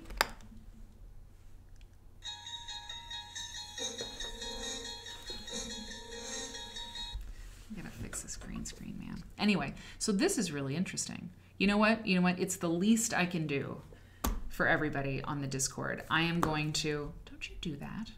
I'm gonna put this in the Discord, this Japanese hand piecing tutorial. It's 1 page. How cool is that? I'm gonna upload it, okay, to the Discord as soon as I get off the stream, okay? What else am I doing? I'm gonna hang out in the Discord and see if someone's starting to threaten my life. You know, one of you nerds will hear about it and you'll be like, okay, we have a news report. So yeah, I'll totally, because that would be good, right? You want it, right? Okay, cool. Okay, I gotta put that, listen, I'm gonna write it on my hand. Japanese page. There. I won't be able to wash my face without seeing it, and I'll fix it. Large rolls of batting at a big saving. Bonded polyester quality filling for quilts. Okay, how much, okay, let me ask you this. Don't read ahead. How much is, right now, is a 48-inch roll? What? How am I supposed to read this? 48-inch rolls. 3 ounce. Oh, that's the width. Okay. No, I don't understand. 3 ounce, 60 yards, 3.3 ounce, 55 yard rolls. I don't know. It's a little confusing because it says $33 per roll. I don't know. It's been a long day, but maybe. Ooh, Mother Nature. Very good point. Page 21, and no quilt pattern yet. We've been reading about a new book by Roland R. Freeman. We've been reading about a Japanese sewing technique. It's so true. Not one pattern yet. A good amount of ads, more than there were in 1974. But Mother Nature with the analysis, so true. Folded on a roll. Yeah, okay, Silver Snow Foxy, somebody will get it to you. It'll be great to have you in the Discord. And remember, if you want to argue with anybody, you got to take it into the hall with Mrs. Brown. If you missed what that even meant, it just meant if you get into an argument that's getting a little bit weird, like you feel it in your stomach, that you're like, oh no, I'm having an internet fight, just take it to the DMs. Take it to the DMs and then come back to the class. So how does this price compare? Yeah. Who is buying a 48-inch roll? I don't know. Look, there's 96 here. Look, there's 96 over here. I'm not sure how the pricing works, but if someone understands, how is the pricing compared to today? Does this look, about right, or is it hard to even tell? Kenny says, I think the ounce is the test weight. Since length shrinks as weight goes up, I think it's thickness. Interesting. Okay, that makes sense. Penny Catherine, I think the ounce is the weight thickness of the batting. The greater the thickness, the less yards on the bat. Okay, see? That, for both you and Kenny.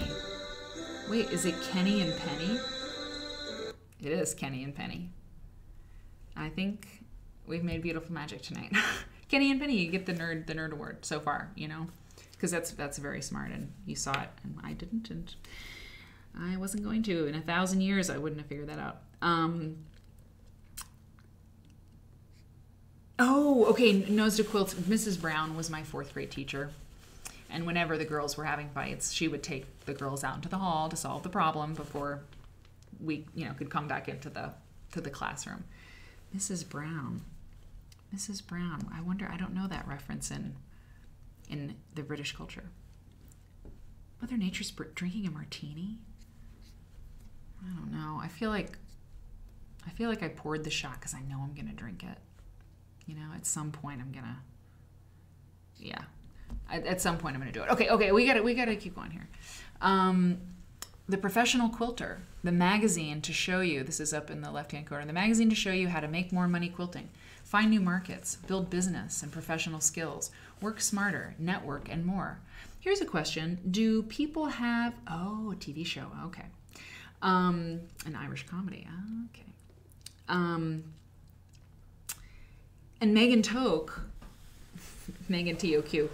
I like Megan Toke. I think I see you as like a chef, with your toque hat. But she says a 90 by 30 yard roll of Quilter's Dream poly cotton blend is about $250. Yeah, slightly more. Oh yeah, Mrs. Brown, you got a lovely daughter. People. We're going to have a good time at QuiltCon. For anybody who comes. Oh, and we're going to live stream from QuiltCon too. That'll be really fun. So just prepare for that on Sunday the 20th when we do the giveaway drawing. And I promise I'll talk about the giveaway before the end of the show, okay? Because for all subscribers, you get entered into the giveaway for a $100 gift card to Beyond Buckskin Boutique, it's something you want. If you don't know what it is yet, you want it, I'm pretty sure. So here's my question. At quilt shows like QuiltCon or Quilt Festival, are there classes that you can take that are like business classes? Like, do people offer, oh wow, look at this is great.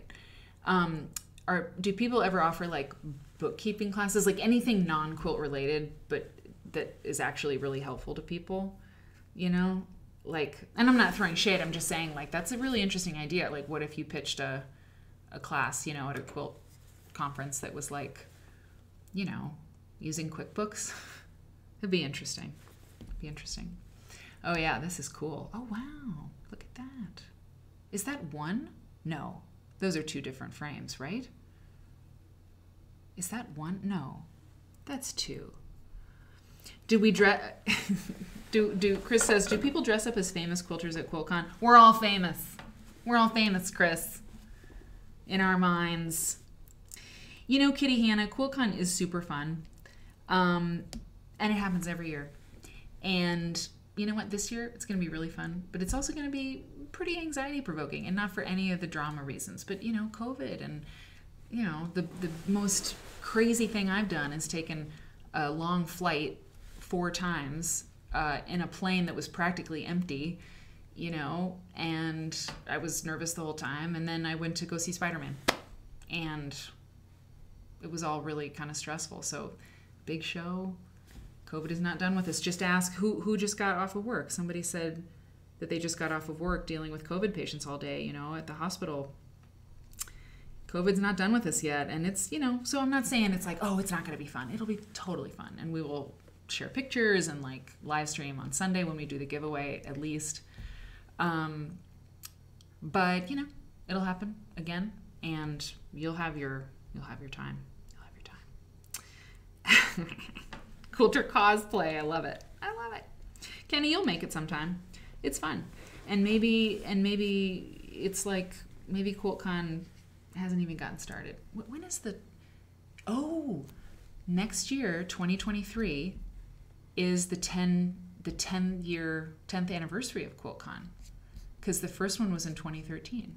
So maybe, you know, you could think now, like, I'm going to go to the 10th anniversary, because it'll probably be extra special.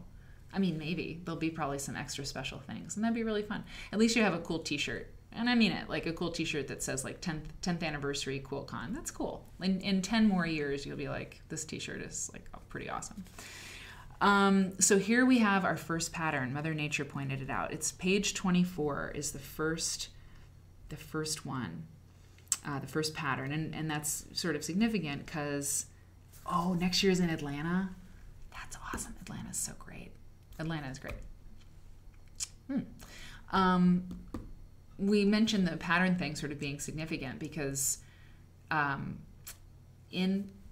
this magazine, you know, went along, there were more and more and more patterns because, you know, it's hard to sell advertising on a page of a book review, you know, or a notice about quilt shows. You know, people want to have a pattern in the magazine because then the person who makes the sample for the magazine of the quilt can use that particular company's fabric. And so they have the ad, and then they also have, you know, their fabric in the magazine again because it's in the quilt that people get the pattern for. So it just kind of became, this is a really, really impressive pineapple quilt. It just kind of became the standard. And as time went on, the articles and stuff in Quilters Newsletter and in Fons and Porter, I mean, I don't even dog on Quilters Newsletter. I dog on Fons and Porter because, you know, I can do that and I don't feel bad. I mean, Quilters Newsletter was always great, but it did change, you know, as a magazine because they all kind of changed. They all got more ads and more patterns. And I mean, this is great. Look, Barbara Brackman writing an article about designs from the melting pot, the roots of American applique. Like, hell yeah. Like this kind of content I have to bring you all from a book, you know, but here it is. The Other Mary Kate. Bonnie started Quilt Maker circa 1982 as the pattern companion to Quilters Newsletter. That's right. There was an ad for Quilt Maker, yeah, in 1982. Or, I mean, there were ads for it, you know, but I know what you mean. I've seen that, and I forgot about it. That's right. So that's so cool that, you know, she kept Quilters Newsletter sort of, you know, kept it different from other quilt magazines. She was so cool. Mary Kate, did you know her? Did you ever meet her? I don't know, like, how... I don't know when she passed away. If you did, I mean, that'd be great, you know, if you got to spend any amount of time over there or just shook her hand. I mean, I met Georgia Bonesteel like very briefly, and I feel very, very lucky that I did. L. Riggs says maybe we could get a group together next year for QuiltCon and get an Airbnb. I think we rent a mansion. So I'll just read the top. If quilts are the quintessential American folk art, applique is the characteristic American quilt. Interesting. Do I agree? I don't know. Our applique quilts, so typical in American history, are unusual anywhere else. I didn't know that. Did you know that? I didn't know that. Applique quilts, typical in American history, are unusual anywhere else. Really? Although needleworkers in other cultures have decorated cloth by applying layers of fabric, and some have combined the technique with quilting, the red and green American quilt with its distinctive repeat of floral forms is unique. Where did it come from? Okay, I'm going to give you these pages too. I mean, that is really interesting. I mean, that's so interesting because sometimes I'm like, why are American quilts so special? You know, why? Like, people do patchwork all over the world. Like, why are these things so special? Well, this is pretty interesting. If red and green applique quilts are like very American, I want to know more. I want to know more, including how I can fix that while I'm doing the show. Okay, so I'll send you that. I'll send you that as well. Okay. Ooh, look at these. Oh, look at this layout. It's so good. The layout is so good. Good job. Good job, Bonnie. Let me see if Mary Kate asked. Okay, no, she died just a few weeks after I started working there in 2010, but I did go to her funeral mass. Wow. But there were a lot of people there. I bet there were a lot of people. And then, I mean, I don't want to ask too many questions, and but like, did her daughter take over the editor position at that time, or she might have been she was probably doing it. She was, because I think we saw her picture at the beginning of this magazine. Really interesting. Yeah, Kitty Ann, I thought it was a European thing too, because you think about like Fraktur, the German stuff, and it kind of resembles that, but it's really interesting. Really, really interesting. I'll send this to you. Graceful greenery. That's nice. Oh, a leaf. I need a leaf. I've been wanting to do a really nice leaf, and as try as I might, I can't draw one that looks as good as that. So there you go. There you go. Interesting.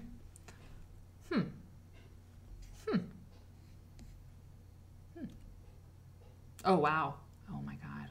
That's crazy. Carol Breyer Fallert.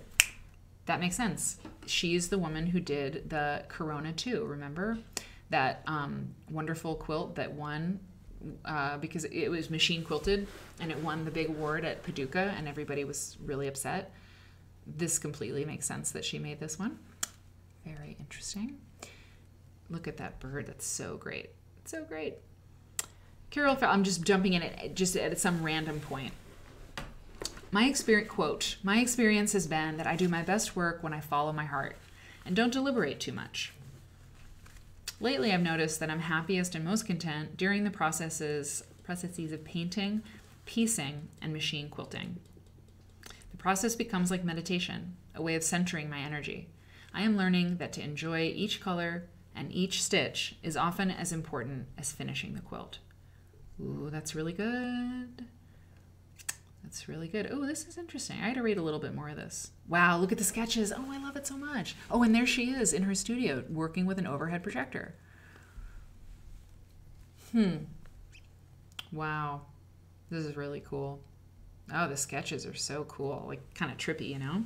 Oh, yeah, this is totally a Quilt Church moment. Hang on.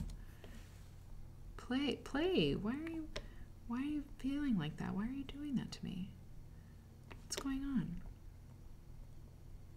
Play a little church song. Okay, well, it's slow tonight. Okay, listen to this. Messenger 2 was begun on the last day of a year in which I had completed my first book and had enjoyed a great deal of success as a professional quilt artist. It was also a year in which my mother had died, slowly and painfully, and my husband had almost died. Oh my God. I believe that the images in this quilt are about making peace with duality in all its forms. The hot, fiery oranges and reds of the bird are juxtaposed against a grid of icy blue. Sorry, let me get it out of the way here.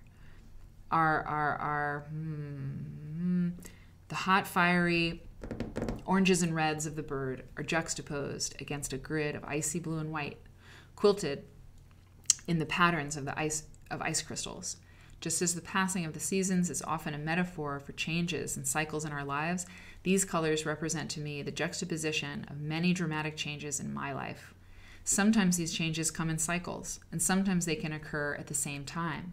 Joy and sadness, warmth and cold, passion and fear, love and anger, freedom and restriction.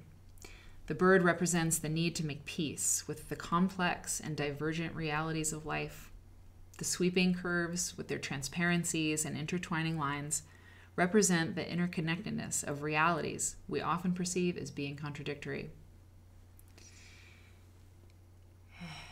Oh my, okay, so I'm reading it backwards, but listen, it's so good. I try to let my designs teach me something about my life. When I am designing, I usually just make pictures from the visions in my mind, based on an amalgamation of the images that have captured my attention. Often, I don't understand the meaning while the design is emerging.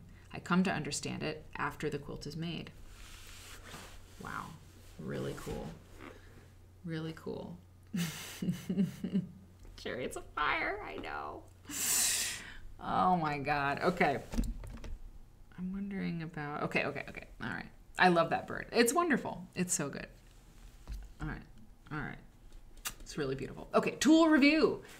Tool time. Okay, Quilters Newsletter magazine staff members report on quad. Oh! I pushed that button like a full minute and 30 seconds ago. Now it's back.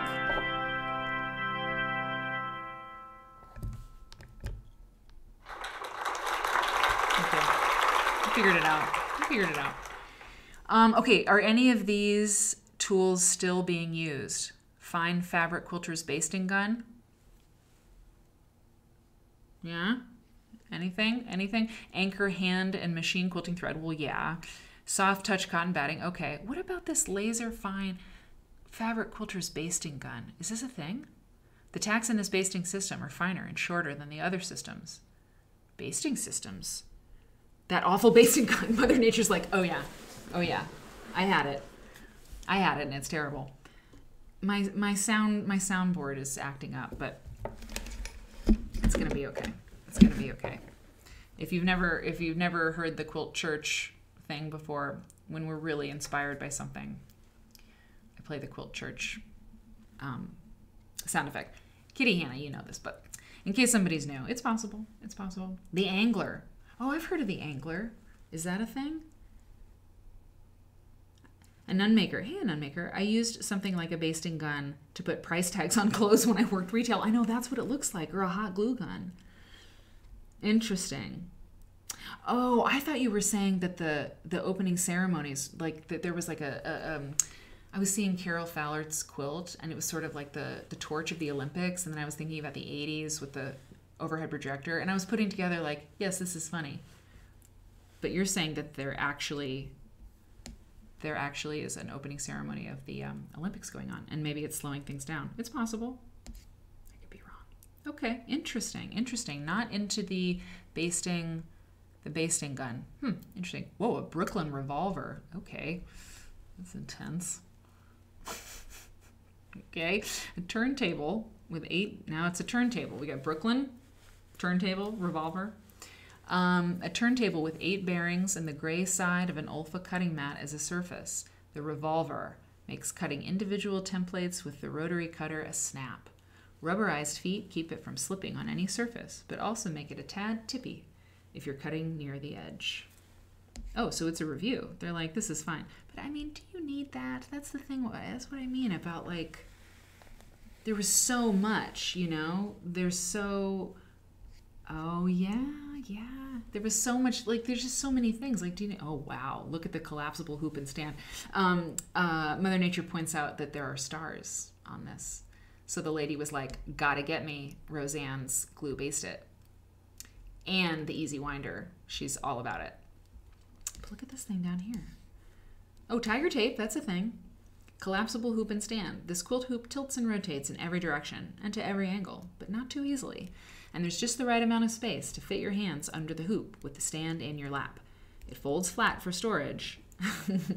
The wing nut turner accessory that is included would be especially helpful if you have arthritic hands. Cool. Oh, look at this. Pen light with threader and ripper. Interesting. This is a pocket size pen light. Is this amazing and genius? Or totally pointless? I think, oh, it's a seam ripper. Well, no, a threader. You're a tad tippy yourself. Yeah. Quilt Top, Yvonne says, so much more stuff that is sold that's totally not worth the money. I know.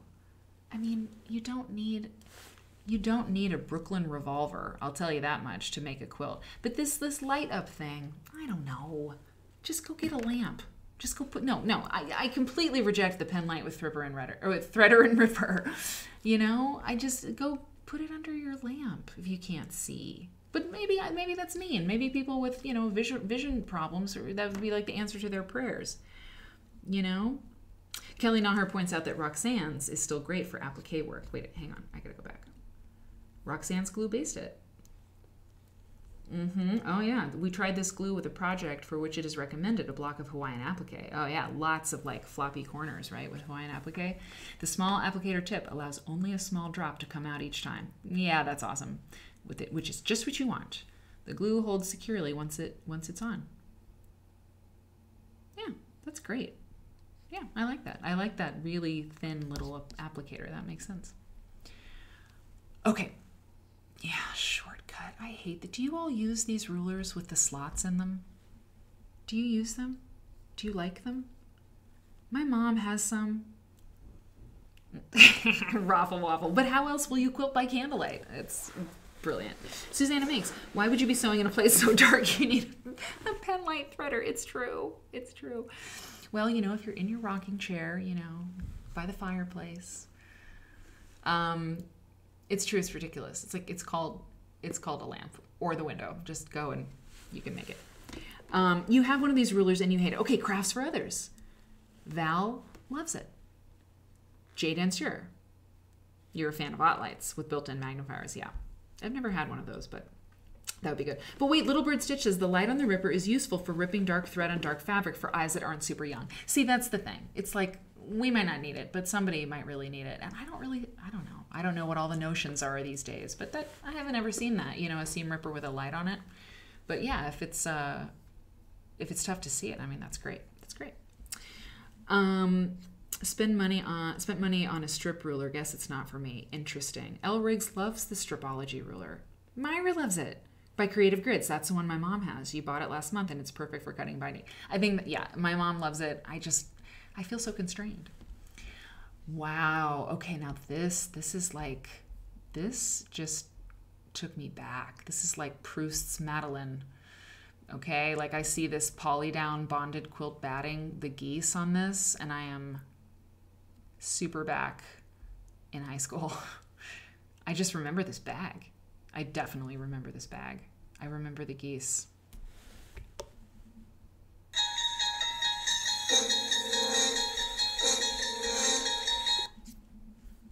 Wait, what could it be? Oh, I was going to show my picture from high school, but I can't pull it up that easy, but we'll see it again. Oh, yes, we'll see it again. Yeah, I just remember those geese. They're really bringing everything back. You saw... Chris Mess saw that seam ripper in Death Quilt, too. No, it's called the Quilt Maker. Did you hear? Were you here for that? We have a whole thing. We have a whole horror movie ready. It's called the Quilt Maker. Like the Widowmaker. Yeah, Quilt Maker 2.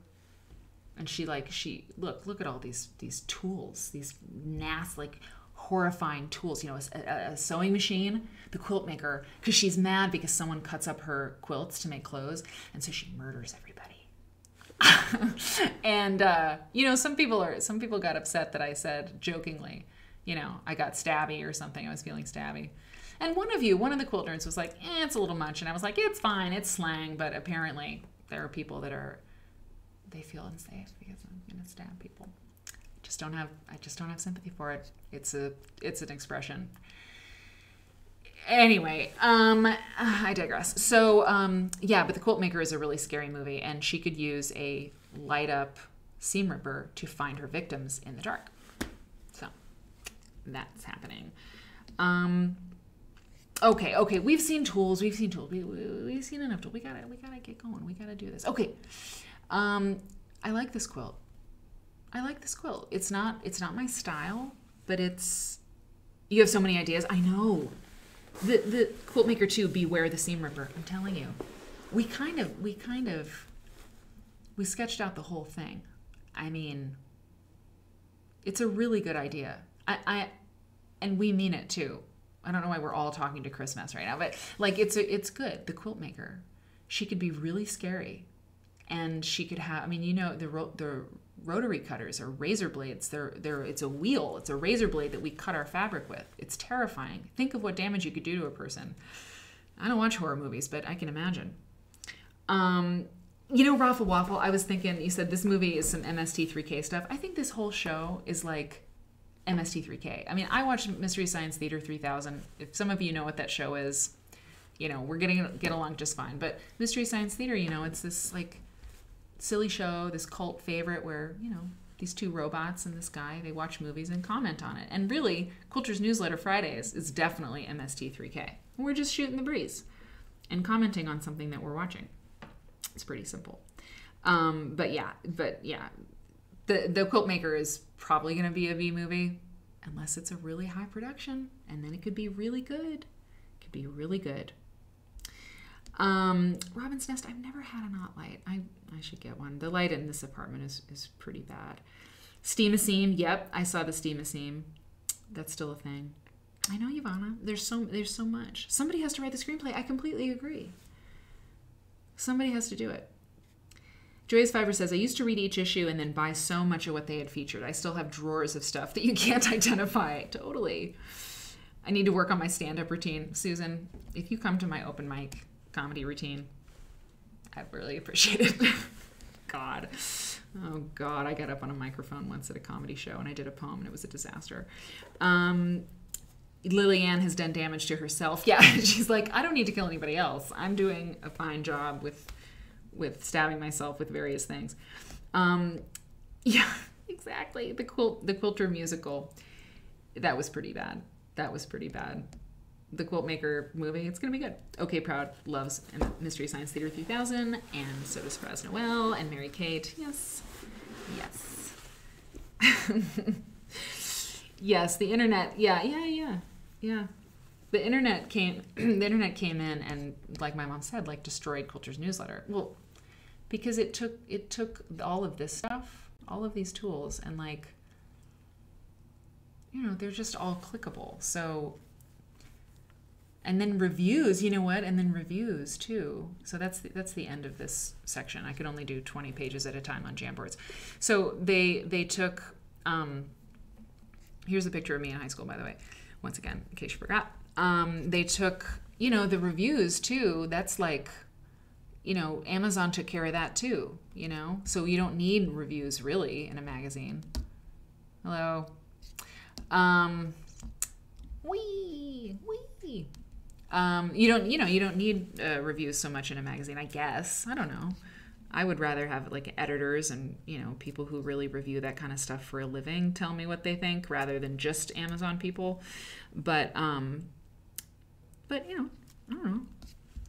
Okay, that's enough of that. Let me get the second board up here. Hold on. Jamboard. Here we go, part 2.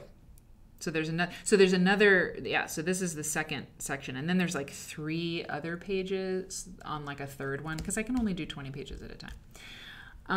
I can only do so much. Oh, that's not right. Hang on. What the, oh yeah. 2 thoughts on Apollonian and Dionysian art. Listen, I gotta tell you, I'm going really far afield with the Quilts and Fine Art lecture at QuiltCon. I don't know how QuiltCon's gonna go. I don't know what to expect. It's a little bit scary, but my lecture on quilts and fine art, it's not what I thought it was going to be, and I think it's going to be better, but I don't know. I just don't know. Life is really scary, you know? That thing that Carol Fallert said about, like, life can be this and that, and it's you know, at the same time, and it's really nerve-wracking, but sometimes you have freedom and constraint and passion and, you know, nervousness. I mean, that was really on time, you know? That was really on time. A clapper. Oh, yeah, the clapper. Yeah, I've got a clapper. Judi Dench played Mrs. Brown. Oh, that's nice. That's good. Miscellany. Good to know. I do have a clapper. I definitely do. Krabs Brother says, as long as we aren't like the car insurance ad where the people hid in the barn with the killer even though they had a car. Yeah, exactly. You take Sibby Mac, I'll take all the light I can get. Yeah, the beret. Beanies, we're not wearing beanies. If we have anything that matches, it's glasses. Oh, some people think I have evil eyes, but they don't know me. Susanna they make a boob light.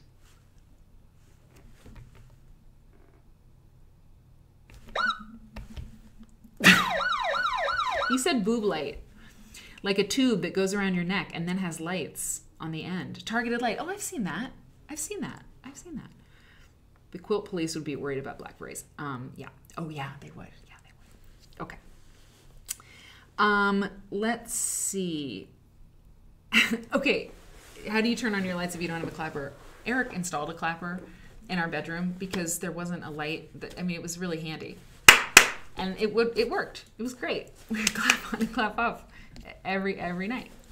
Okay, so let's get back to this. Okay, really quick before we go to the second half of the magazine, I gotta grab some water. So I'm gonna do a really quick BRB, and I'll BRB. All right, cool. Okay, this is fun.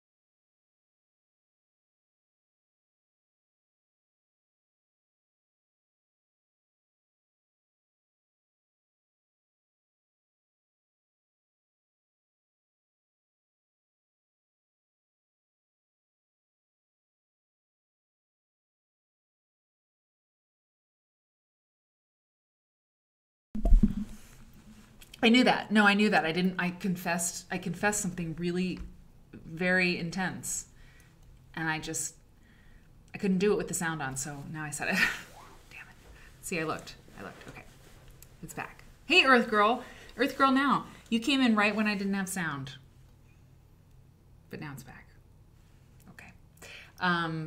But my soul, I released my confession, and so now I can go on. So what I was going to say is that I'm going to fix this green screen while I can.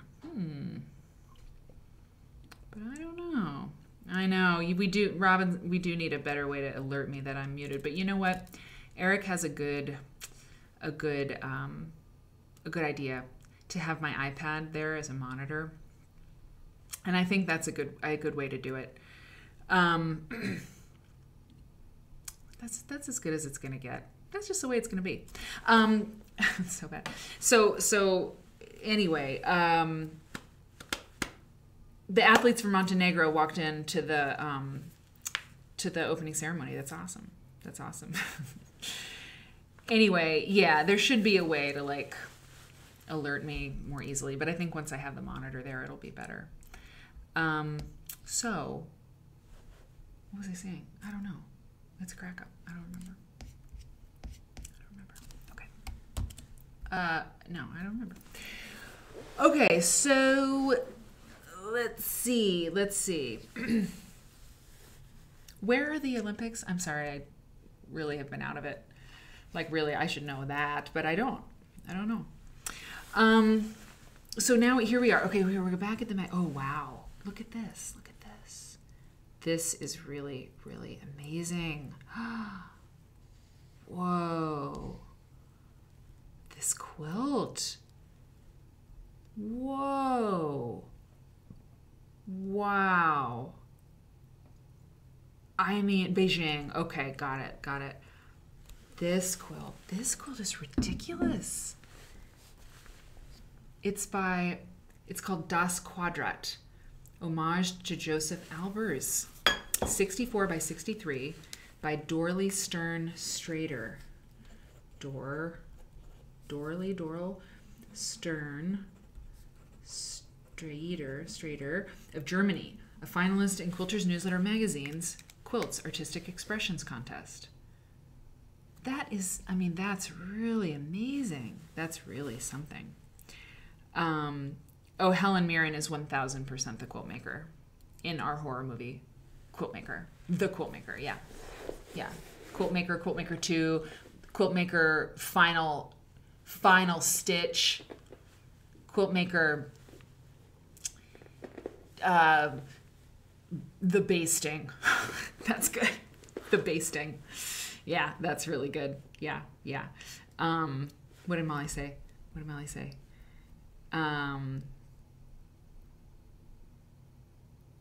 That is funny, Mom. That is funny. Kathy Bates, yes, that's really good. Quilt Maker 8, the binding, exactly. The binding. The binding. And the Quilt Maker 8, the binding, can have kind of like a that can be like a witch thing, like you're bound to like a spell, or like you're bound to some sort of, the big cut. Oh God, you people. It's great. I love it. It's really fun. It's actually a fun idea. So anyway, okay, so Dorley says the first design class I took as a quilter was in New York at the School of Fashion and Design. How awesome. It was called Interaction of Color, after a theory of Joseph Albers. Since my work was influenced by him, I have chosen to make a quilt in his style, but in my way of tessellating kite form blocks. You know what would be great? This quilt should show at QuiltCon. I do. I think it should. And I know, I know that there's a lot of other shows other than QuiltCon. I just haven't had as much exposure to them. So I really should, I should branch out, because I'm always talking about QuiltCon, but I don't know. It's kind of the main show for, I don't know if that's fair. I don't know. I used to go to more quilt shows because when I was an editor, we did, but at Fons and Porter. Her soul is bound to a featherweight. Exactly, Kenny. Ooh, yes. The Quilt Maker's soul is bound to an old featherweight, and it's a really old one. And the featherweight is haunted. And the featherweight sewing machine is haunted because long ago a child in Lowell, Massachusetts, haunted New England, was working in a sweatshop, Milltown factory, and she was consumed by one of the threshing machines, the thread machines. And she was an orphan, and her SJ. I'm looking.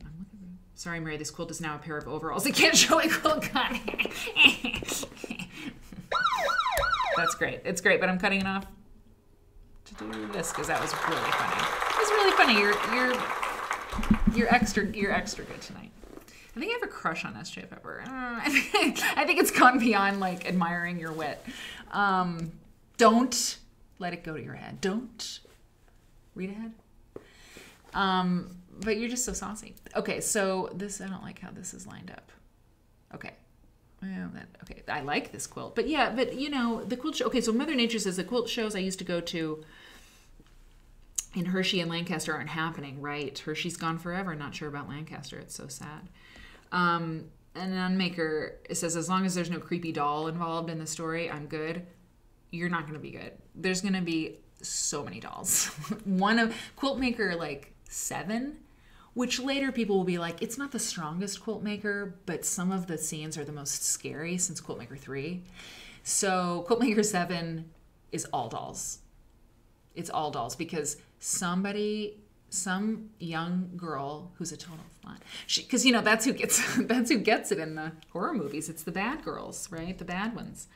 So, Jill's brother bought a condo in one of those old Lowell mills. So far, no ghosties. So far. No, I bet that's amazing. I bet it's really cool. Have you been there yet? I bet it's really cool. Those factories are really something. Hey, BC Schluter. I'm so glad you're here. It's the first time in the chat. So everybody, welcome BC Schluter. And you know, I saw, somebody gifted a sub. I missed it while I was gone. Somebody gifted a sub. Hold on. Let me find it. Nose to Quilts to Defreezer 5. Thank you, Nose to Quilts. Defreezer 5, I'm so glad you're here. And I hope that you're having fun. And now I'm going back through the chat where everyone's like, you don't have sound. I go, no. And yeah, I mean, we're an entertaining bunch. It's a little crazy here sometimes, but yeah, add a bingo square for Scrabble. So hey, Earth Girl Now. You have not found, you're not alone. You've not found a local quilt show to attend, Earth Girl Now. Yeah, I mean, things change and these different shows come and go. I hope enough shows are coming, are being started as other shows are ending. Because some of the older shows, I mean, the Vermont Quilt Festival has been going on for decades, and it's like, let's keep it going, but it takes people to do all that stuff, obviously. But but anyway, the story of Quilt Maker 7 with the dolls is that a young girl, and she's got a bad attitude, this girl, and her mom wants to teach her to quilt, but she doesn't want to. But then she decides, well, I'll make a doll, and then she starts making lots of dolls, and then they kill her. That's the story. So Quilt Maker versus Coat Maker, the final showdown. It's happening. That's Quilt Maker 11. Maybe this should be a TV show. we might be able to get some more money if it's a series rather than just a long string of sequels. I don't know. This is great. I really like this. Look at the little cat. Oh, this is sweet. This little cat down there is really nice. And the pears and things. Oh, that's interesting. So this pear, the way they did that, like, and the apple too, it's just 2 shades of fabric. You see? Can you see that? Is it zooming in well enough? It's just cool. That's just like a very, very simple way to do shading. I don't know if I can zoom in any better, you guys, but can you see the pear? It's just like one lighter yellow and one darker, and it works totally well. It looks so good. It really looks like 3-dimensional. I like that a lot. I think it's cool. Always go for episodes. Yeah. Silver Stope Foxy, Quilt Maker 12, the D-Stash. Yeah, she's getting rid of. Oh, look at these little birds up top. She's getting rid of the trash. She's culling her stash. The Quilt Maker in 12. She's culling her stash. She's not gonna take it anymore. She needs more room for more bodies. Oh, this is interesting. Okay, I'm going to include this. Oh, here we go. This is great because they used reverse applique to do this. There's the pear that I was so, excited by. Yeah, cat hair. Totally. Yeah, Raffle Waffle noticed the little birds with the nest. So this is another page that I'll attach. Wait a minute. I've got this whole thing in a zip file. Mom did the whole magazine in a zip file. I'll just post the zip file to the Discord. I can do that, right? I mean, I think the Discord can take a zip file. It's a zip file. Just put the whole thing in there. I mean, you can't, it's not like you can buy this magazine right now. Maybe you can, but that'll be really easy. So I'll put the whole thing. That way I don't have to pull pages out. I'll just put the whole shebang on Discord. That's really easy. But this is great. It tells you how to do it. Reverse applique by machine. I'm very curious about this. Very curious. Yeah, exactly. Wait a minute. Kelly, Eric said very plainly, he's like, watch Station 11, do not watch Yellow Jackets. He told me that. I get so afraid. I get so scared. I don't want to watch it. I heard it was really scary. Yeah, I would love for someone to archive all the Quilters newsletters so I don't have to ask my mom to scan anything again. But she will. This is really interesting. So, yeah.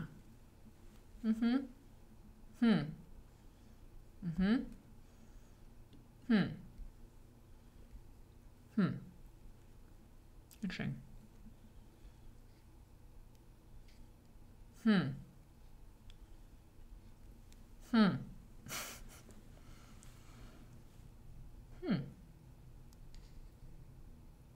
This is pretty cool. I mean,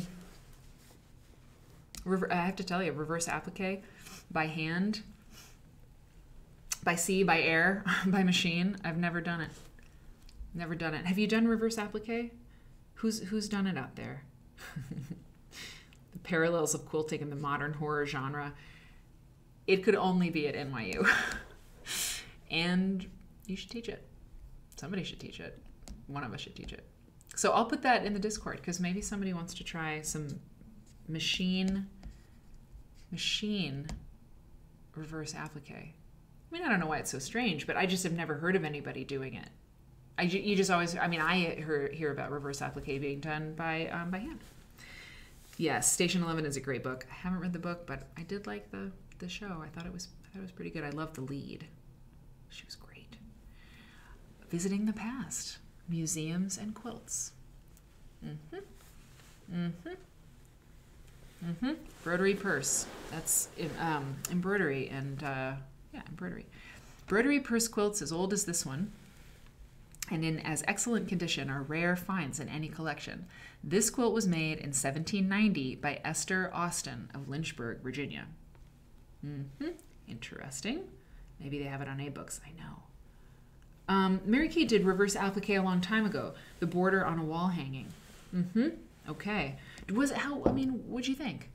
Maybe you did it a long time ago. It's not like you did it like, I did it again last week. It's my favorite thing. So maybe it wasn't so fun. And the Flinster says, my parents fished Central America. Cool. And we all got molas. I've studied them but never tried it. Molas can be so beautiful. I mean, and Hmong story cloths are reverse applique. SJ's done it once, first and last time. Yeah. Earth Girl now, reverse applique, it's, if you've seen like Hmong story cloths or, molas, and it's kind of like, well, hang on.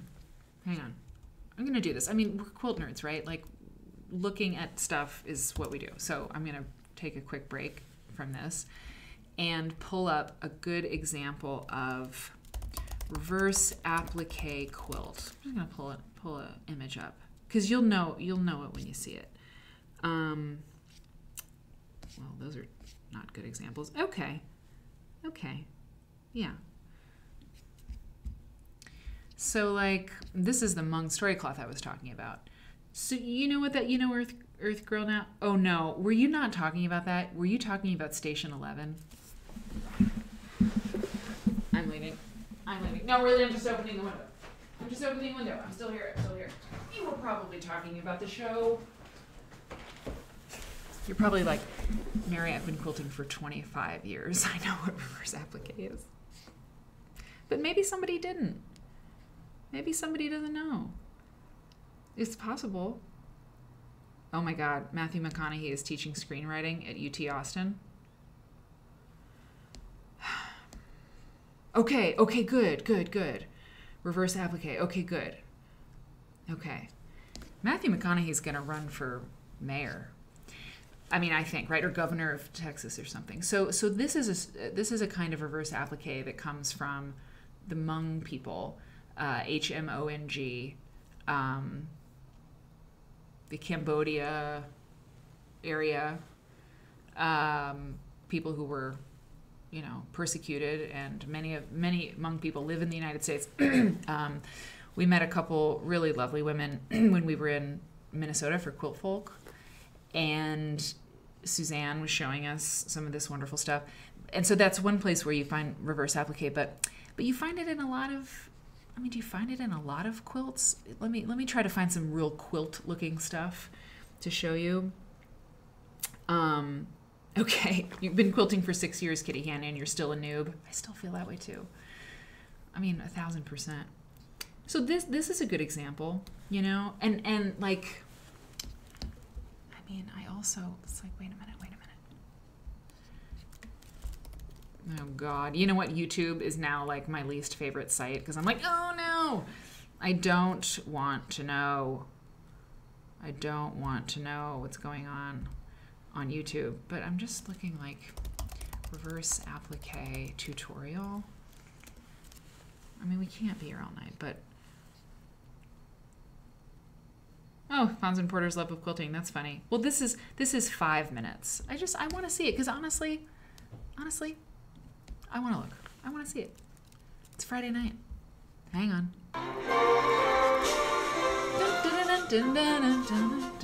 Today's So Easy lesson, I'm going to show you how Oh, she's so sweet. I like her. I forgot what her name is, but she's really nice. you can use freezer paper to make some easy reverse applique circles. The first thing you need to do is decide how big you want your inner circle to be. Hang on. She talks fast. I'm going to slow it down to 0.75, okay? A nun maker is stealing things. Molars. Yeah. It's, no, it's, yeah, I know. It doesn't, and mung too. H-M-O-N-G is that word that I'm saying there. And molas are the, is it Chilean? I mean, it's Central American mola cloth. So let's look at this. Your best friend's parents are refugees from the Khmer Holocaust. Lowell, Massachusetts has a very large Cambodian population. Interesting. I did not know that. Once again, Lowell comes up.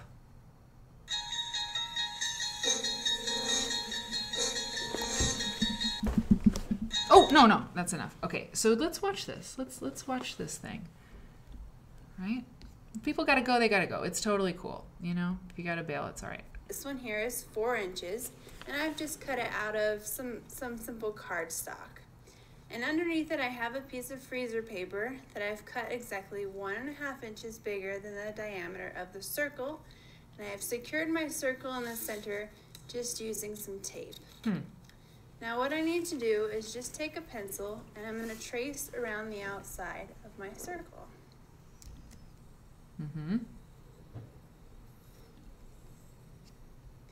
Now once I've done that, I can remove my circle stencil here. And we have what is going to be our stencil for our freezer paper. So I can now cut out my center here.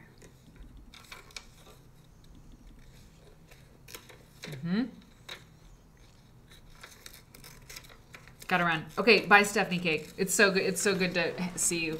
I'm so glad you're here. Thanks for being part of the show. Now that I have my circle cut out, almost, now we're going to fuse this onto a square of fabric. And with your freezer paper, you have sort of the waxy side and the paper side, and you want to make sure that your waxy side is on the wrong side of your fabric. So I have a square here where I've already taken Chile's in South America. Oh God. Used my template and fused it down to the center of my square of fabric. And then just using my fabric pencil, just roughly about 1/2 inch in from the edge of the freezer paper, I've just drawn another circle. Now this one doesn't have to be exactly accurate because this is Are you guys into this? Do you want to watch this? I didn't really ask. I just, because it's like 5 minutes, and I don't know. I haven't seen anybody do reverse applique in a while, and somebody was asking about it. Is that cool? Oh, Kevin, the headquarters for your company is in Lowell. Lowell's really interesting. Is this cool? You want to go ahead and watch it? Our cutting line. We're going to cut out this center circle now. If you don't, you can be just like, move on. And I'll move on, I promise. Okay. Now this one, we again don't have to make sure that it's exactly accurate. This is just going to be the part of the circle that we press around to our freezer paper. That's going to help create that even curved edge. Okay, so let's go all the way around here.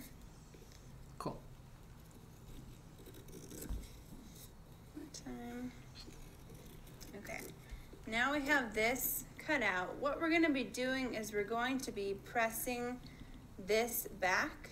So we're going to need to actually cut some notches in this because it's going to be really hard to try and press this if we don't. So you're just going to cut some notches and you're going to go right up to that freezer paper but not through it. The notches, that's what it's all about with the applique. It took me a while to figure it out. You got to cut those notches in if you're going around a curve.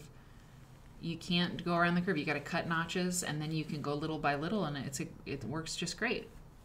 And you're just going to continue to cut notches all the way around. So I have one here where we have done that. You can see these are really tiny notches. I've made a bunch of them. That's where things go But the horribly more wrong, you have, right? the better, because the easier it will be Brilliant. to fold those back and press those. So that's what we're going to do now. I'm going to take it over here. Ashley. And her name's Ashley. Start I'm sure of it. by folding some of these back and pressing it up against that freezer paper. Interesting. Her nails look so nice. My nails look... I've never... You'll just keep going Sorry, never around mind. until they all lay in their circle like this. And I have one. We've already done that. And you can see here we're ready to take our freezer paper off of our circle. And so since we've just lightly fused it on using our iron, it should just easily peel right off. So we are left with this. And you can see from the right side, we have a perfect circle. So now we just need to put something in our circle. So you just need to decide. Padma, we promise whatever you want to do with this, we will accept you and celebrate you. Padma had a bad experience when she was younger, and these things scar you, but now you found your people, and if you want to fill the circle with anything you want, whatever you want to do with it, we are here for it. What kind of fabric you want behind it. I just chose a blue, and we're just going to center it over our circle. So you just want to make sure that this piece of fabric is big enough to cover this entire area. If you're not sure what size of fabric you need to cut, you can bring back in your template, and you know that's the size of square that you need. So we're just going to center that over our circle. Oh yeah, Natalie We're Shannon. going to put a couple pins in it to hold it while we're stitching. Cool. And I'm putting them out in the corners, that way they... This is Ashley, and she's at National Quilt Circle now. That's cool. I don't know about National Quilt Circle. Nat Quilt Circle. Cool. She was really, really nice girl. Okay. They don't get in the way when I am stitching around the circle. This looks fun. I gotta say, this does not look intimidating. It looks fun. One more. And then we're going to turn it over. We're going to stitch from the right side. And we're just going to stitch as close as we can to the edge of our outer piece of fabric. Now this is an opportunity where you could use some orange thread if you didn't want to see it. You could also use some blue thread if you really wanted that extra pop of color. I'm just going to use a bright contrasting color of thread so you can see where it is I'm stitching. It's fiddly. Okay, she's doing it. She's doing it on the machine. That's just what we looked at. The machine. Okay. Okay. And we're just going to go right around the edge. And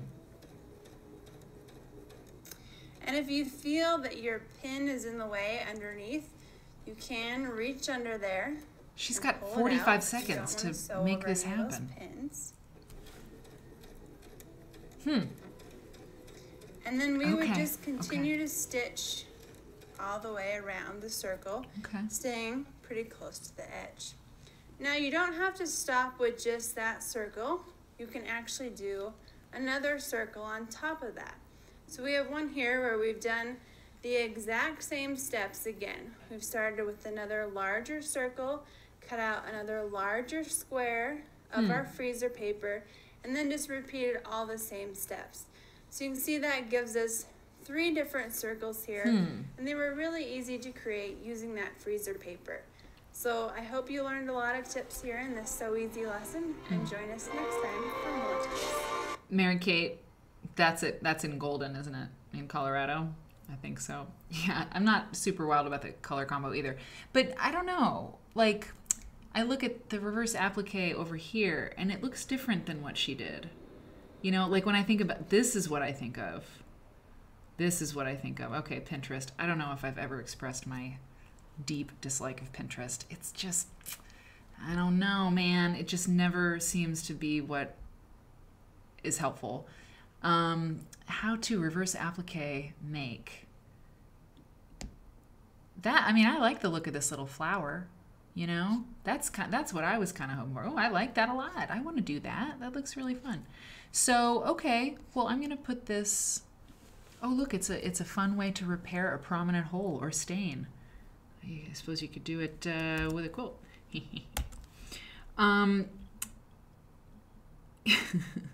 I think so, right, Mary Kate? Yeah, it's cute, but I kind of like the look of this better. But it's great. It's great that we saw that. Oh, look at that, you guys! If you have a polo shirt that has a hole in it, you can bedazzle it. Interesting. Okay, well, that was a nice little diversion. Put that link to this in the Discord. All right. So that's what reverse applique is. You know, you've done it to jeans, Ivana. That's cool. You know, Pinterest is just, I don't know. It's just part of the internet that I just don't use it. It's pretty frustrating sometimes. And you never know where things are coming from. And then, anyway. M. Hicks says you can also do the stitching by hand, much the same as what is used when sewing down a binding. Cool. That's cool. Yeah. Okay, proud. Pinterest is a deep, deep rabbit hole I do not visit. I mean, it's a rabbit hole, and it's also like, it just doesn't make sense sometimes. You know, it's like, well, and actually, the rabbit hole comment is good, because part of what happens with Pinterest is it's really too much. I mean, because you click on a picture that you like, and suddenly you're really like 3 different Pinterest pages in, and you can't even remember what you were looking at. It's like, it's weird. It's a weird thing. Anyway, yeah, I didn't know about this National Quilting Circle either. That's really exciting. I love it. I have a very rude word for what Pinterest is. It's vulgar. Maybe someday. Maybe at QuiltCon I'll tell you what I think Pinterest is. Okay, so museums and quilts. So there are many reasons. There's so many reasons, Carter Houck says, to go to Santa Fe that you might think of finding quilts as being way down the list until you have a chance to see what's in the Museum of International Folk Art. How cool is that? In Santa Fe? Wow. I didn't know. There is anybody from Santa Fe? Yeah, Pinterest for recipes. Yeah, that makes sense. Yeah, there is actually. Yeah, I use it for that too. It ends up being on Pinterest. Not only are there quilts at the Museum of International Folk Art, but there are other textiles of many kinds and from many cultures, all beautifully kept on rollers in a large and seemingly endless storage room. It's well worth planning ahead, as much as 6 months ahead, to get a conducted tour for a small group of quilters or other fabric lovers or quilt nerds. Interesting. That is so cool. I didn't know that Santa Fe had a Museum of International Folk Art. That's really cool. I have to remember that when Quilt Folk, when they tell me, because I'm not the editor-in-chief there now, I stepped down a year ago, when they let me know that they're going to do New Mexico, that is a really awesome tip. That's so great. I mean, I'd never heard of a Museum of Folk Art, except for the one in New York. I know, it's like, there's so many reasons to go to Santa Fe. And yeah, but I mean, that's so great. Oh, look at this crazy quilt. This is really neat. I love that center. I love that center fan thing.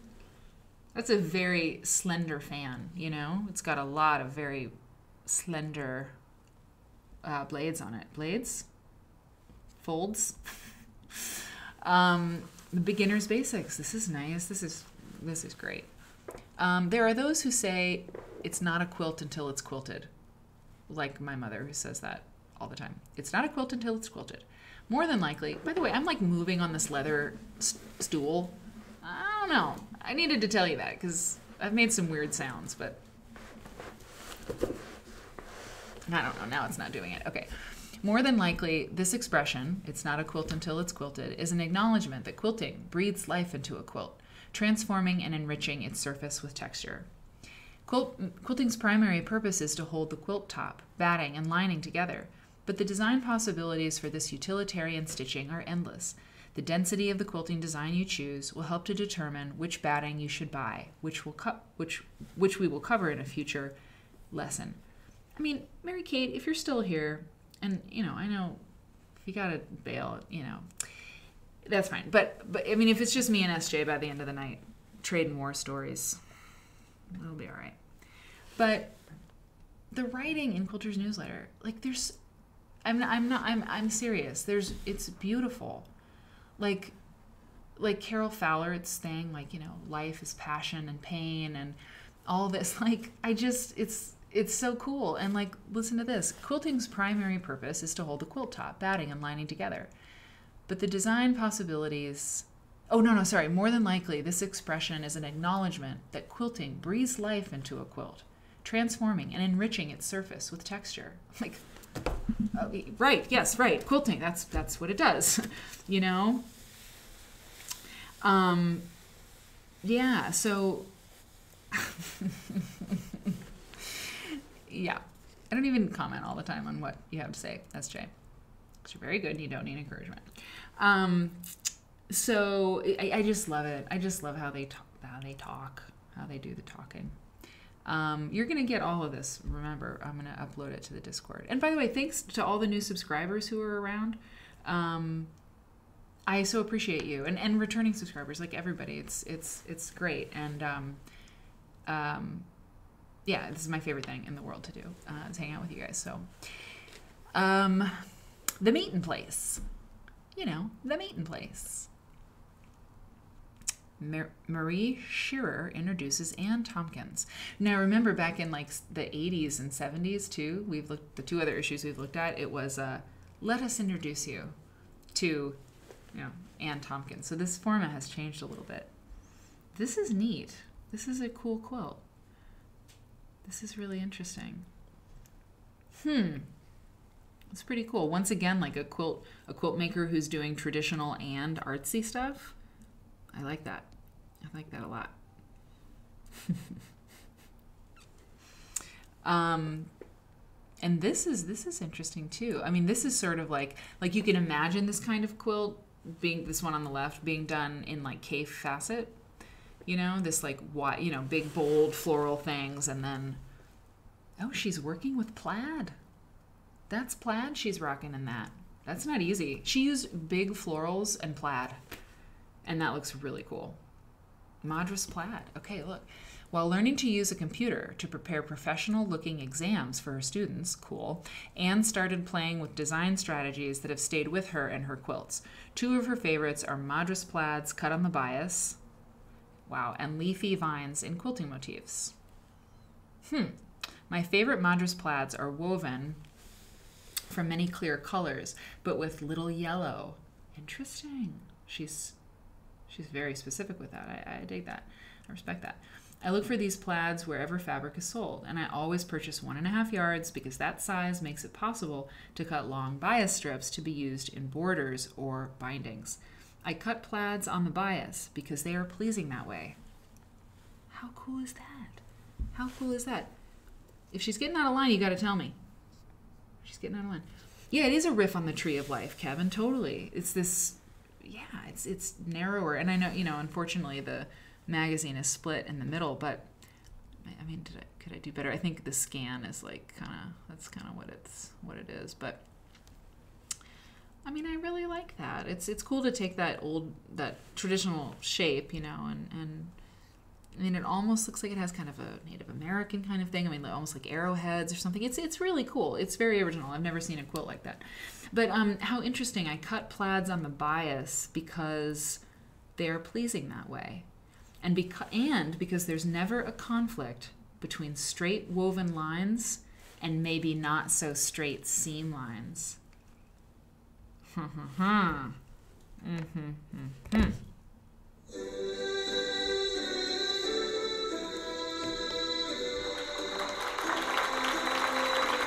I can do 2 sound effects at once. I started playing around with it.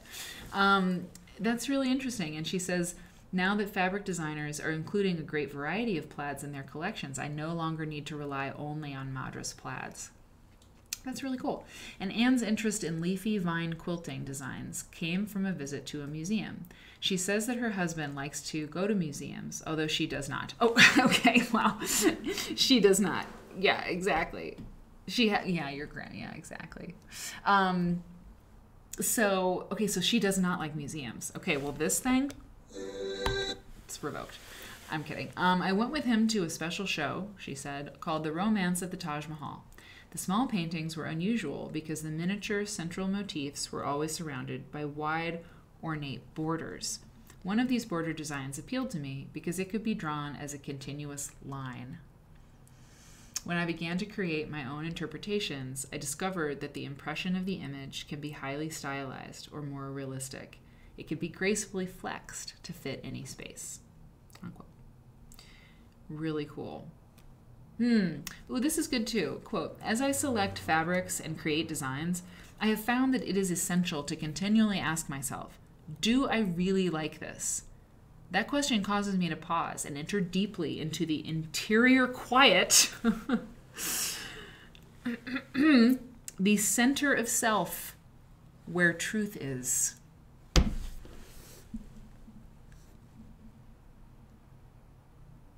The personal exercise has ramifications beyond quilting, of course. I consider it the key to my growth, not only as a quilter, but as a woman becoming older. I hope that the mental and spiritual effort required to seek truth and beauty will keep me alive from the inside out.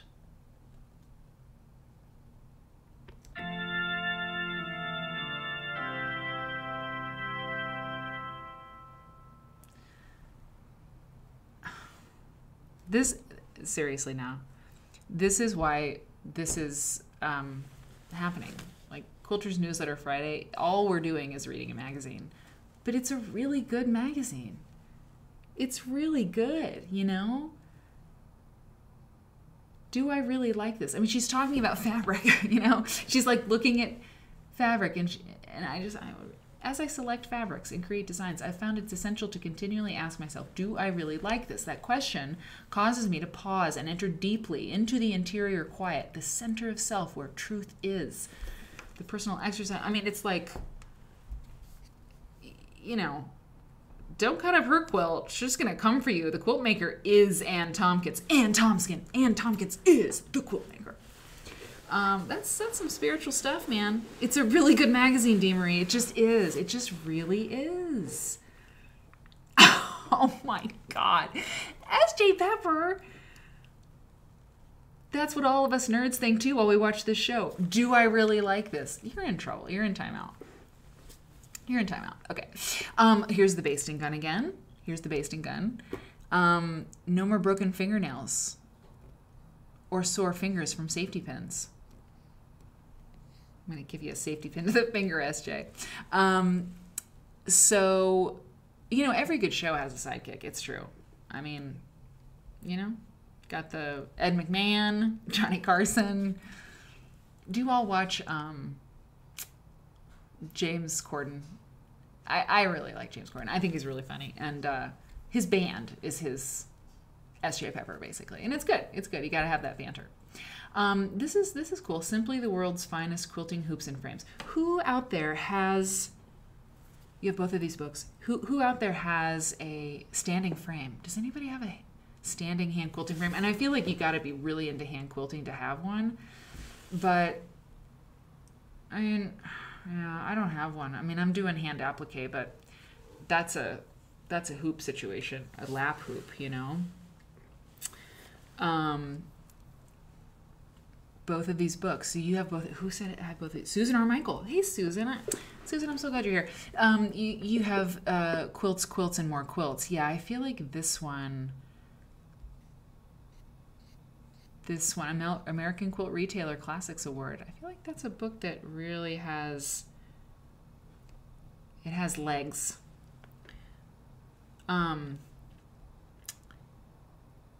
Oh, okay. The other Mary Kate says, inside baseball here. The basting gun probably got featured in the staff picks because they bought an ad. Totally.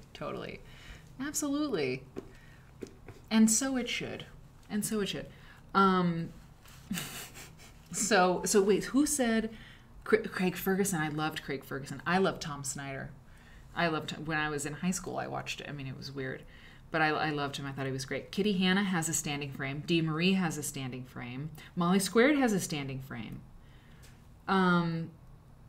Say It with Quilts. Okay, people have Say It with Quilts. Mother Nature does. And Raffle Waffle loves the mobility of your regular hoop. Yeah. Other Mary Kate had one and left it at the office. Oh my God, wait a minute. Mary Kate had a standing hoop, left it at the office, and then got laid off. That's uncool. We need like a boo. We really actually do. We need a dun-dun-dun sound effect. I have to write this down or I won't do it. A dun-dun-dun sound effect and then a boo. Because sometimes things are to be booed. They're not to be sirened, you know? The boo and the, suspense. SFX. Okay. Okay. We gotta get going, people.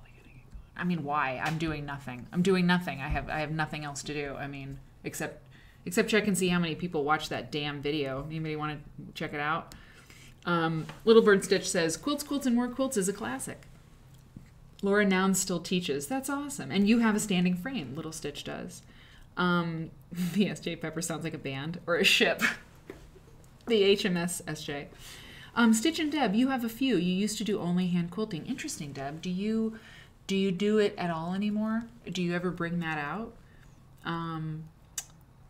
Or is it kind of like you're into other things? I'm interested. I'm interested in that. Quilts, and More Quilts was like the Fons and Porter Complete Quilts book. Interesting. Cool. That's good to know. It is, it's a classic. Kitty Hannah, that's legit. You use standing hoops and regular hoops. It depends on what you're working on. Earth Girl Now was the sound effect. You said boo. Rachel Lynn has that book. It was your grandmother's. That's so cool. Wait a minute. Who wrote it? Sorry, I should go back and who wrote it? Laura Nouns. Sorry, you said that. Diana McClune and Laura Nouns. It's a collection of 23 beautiful quilts and the endearing stories behind them. What? I don't have it. Say It with Quilts. I sent an email to customer support for my Abe Books affiliate link. I will be buying this book through my own affiliate link. 70 block patterns and easy to follow instructions for creating your own special expressions of love and caring. You'll cherish the simple pleasures that the gift of a quilt bring to both maker and recipient. That's awesome. Yeah, 144 pages. That's cool. I know I don't have it. I'm sure I don't have it. Okay. International Quilt Festival. Look at this. Over 16,000 views. Oh, that's really good, Kitty Hannah. For the boo, I can get the Princess Bride character. She's like, boo, boo. It's good. That's good, Princess Bride. If it's too scary, I reserve the right to be like, let's lighten it up. But it's really good. Princess Bride, ? It's a good idea. 16,051 views. Holy hell, y'all. I mean, this never happened to me. It's just like, I mean, you think about, videos that go viral, and believe me, you saw this whole thing. You saw the whole process. I wasn't gross about it. I wasn't like, I'm going to stick it to them, and I'm going to make a viral video, and I want this to be big, people. I want to be on, someone said, Good Morning America or something. That wasn't what it was. It was like, I'm working on this thing. It's hard. I don't know. I played the video for you that was just like this. I mean, it changed so much, You saw the whole process. But you know what? So you know that I've not been like angling for that. But you know what? Viral videos, there has to be a point where it had 16,000 views. If it has 200,000 views, there was a point where it had 16,000. I mean, You don't get to 200 like that, unless I guess sometimes you do if you're like Cardi B, you know, in like the first 5 minutes your video is out, it has that. But I don't know. I mean, it could keep growing. I don't know. Okay, Proud, wait a minute. Okay, Proud just said it.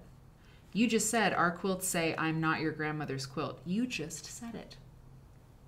I can't do a shot of tequila, you guys. I just can't. I can't. A little wine is fine, and I poured it and it's right there, but it doesn't feel right. I have to listen to myself and not do a shot. I mean, don't do a shot of tequila unless you want to do a shot of tequila. It's probably a good idea.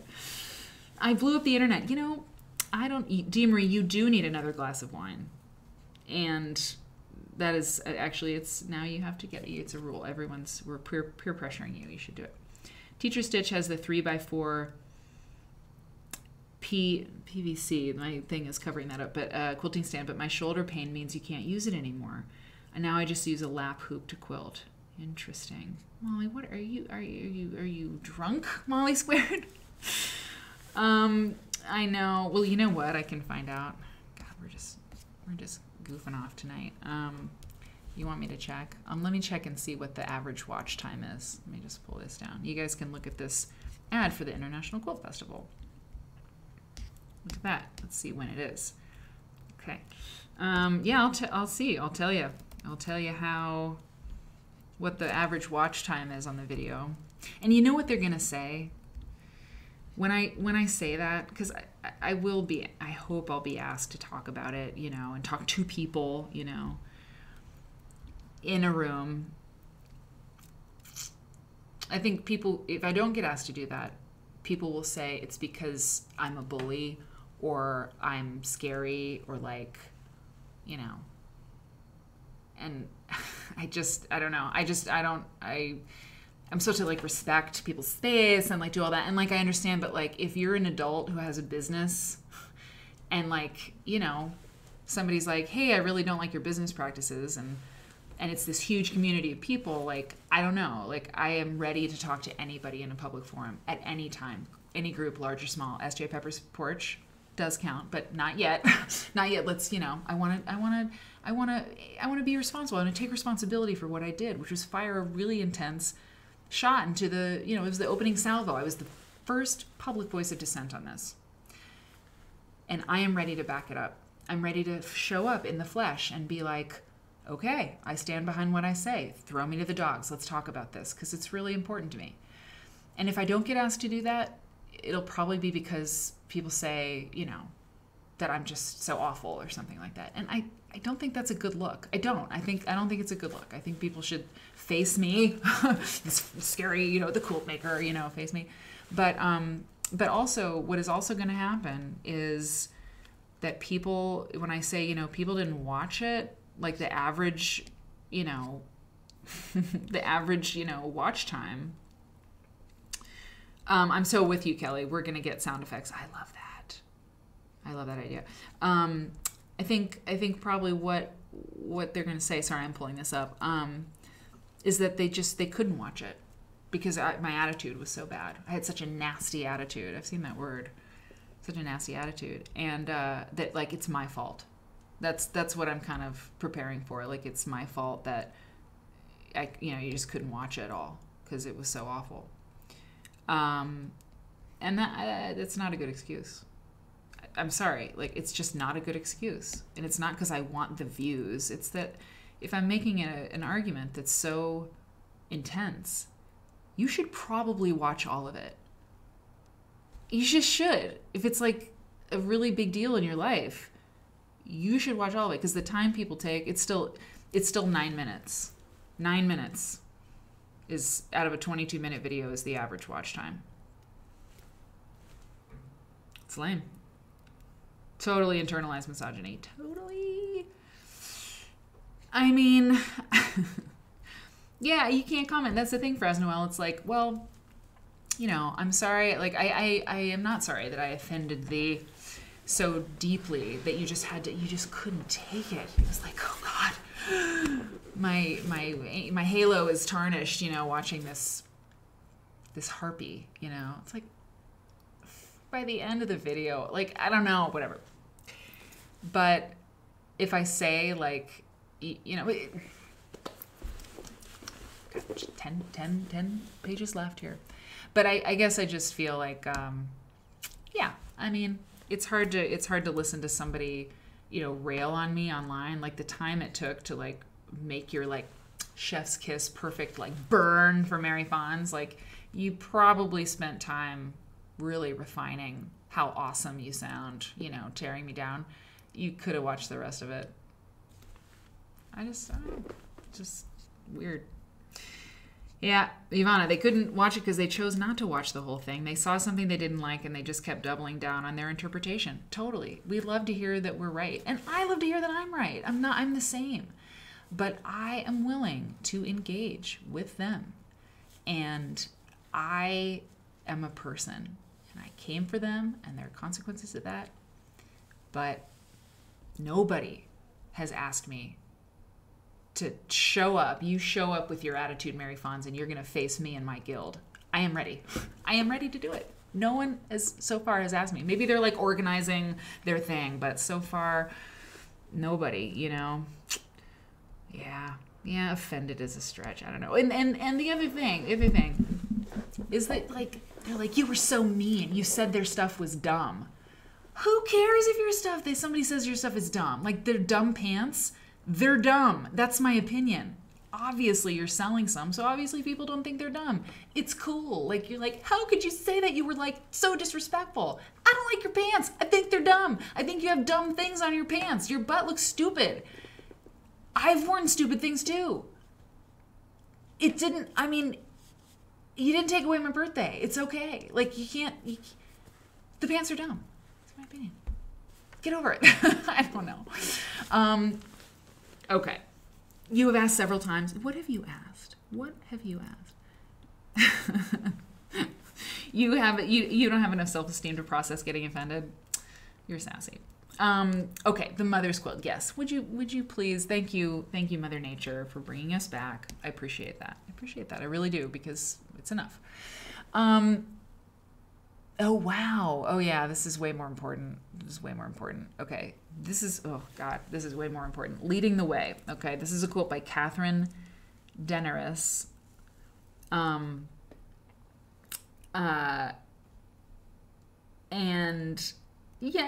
the way, Mother Nature, I just want to say, it takes some gumption to be like, excuse me, like, let's get back to the thing. But I really appreciate it, because you're right. I mean, you're right. So you were a good hall monitor. Oh crap, you were a good hall monitor in that moment. I appreciate it. Okay, because this is really interesting.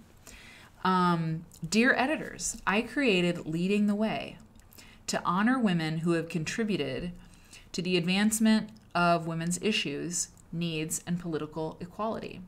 That's Sojourner Truth down there at the left-hand corner. The faces are Susan B. Anthony, Elizabeth Cady Stanton, Lucy Stone, Sojourner Truth, Rose Pessoa, Mother Jones, Margaret Sanger, Emma Goldman, Betty Friedan, and Gloria Steinem. This quilt is cool, by the way, and it's not just, I don't just mean the faces, I mean the concept of this. Oh my God, and the American flag in the back? That is so great. I love it. Love it. Really beautiful.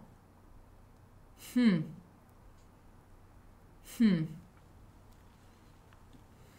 yeah, Ivana, I see you. I hear you. Oh yeah. And I can't wait to explain that part of this, but this is really cool. This is really, really cool. I've attempted, so that the woman, by the way, is Kathleen Daenerys from Midvale, Utah. And she says, I've attempted to capture the essence of energy and strength of these women. I use the double wedding ring pattern because of its linkage. It's so good. The 19th Amendment, giving women the right to vote, is written within the background border. Are you kidding me? I am dead. That's so great. This double wedding ring with the flag, it's really good. Do not make a quilt panel of my face. If you make a quilt panel of my face, you can't come back to the show. That's my rule. That's my rule. Yes, I love that they included Emma Goldman as well. No. Oh, no, Mother Nature. Oh, well, even if you didn't mean it, it was perfect timing. I mean, I don't want people to be like, well, I really like Quilt Nerd, but like, I really want to read the magazine, but then we don't ever read it. I don't know. It is what it is. Eric's least favorite phrase. But this is really, really neat. I really think that's a cool quilt, And the 19th Amendment is written in the background border. I love it. Okay, dear editors, here's another one. I made Lady Justice for the Honorable Marcia Krieger to hang in her chambers in Denver, Colorado. Wow. She wanted the figure to be the focal point, and the piece was to incorporate both structure and hard edges of the male profession with the softer approach of the female. How cool. The quilt is made in 3 panels.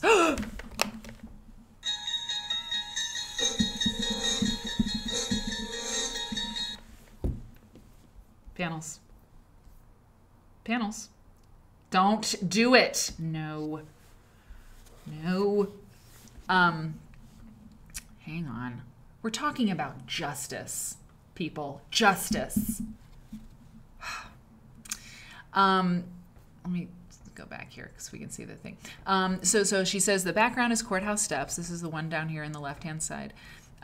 Piece from fabrics I hand-dyed. That's amazing. The variety and complexity of the fabrics represent the variety and complexity of the people and issues served by the lady, Lady Justice. The lady is gray.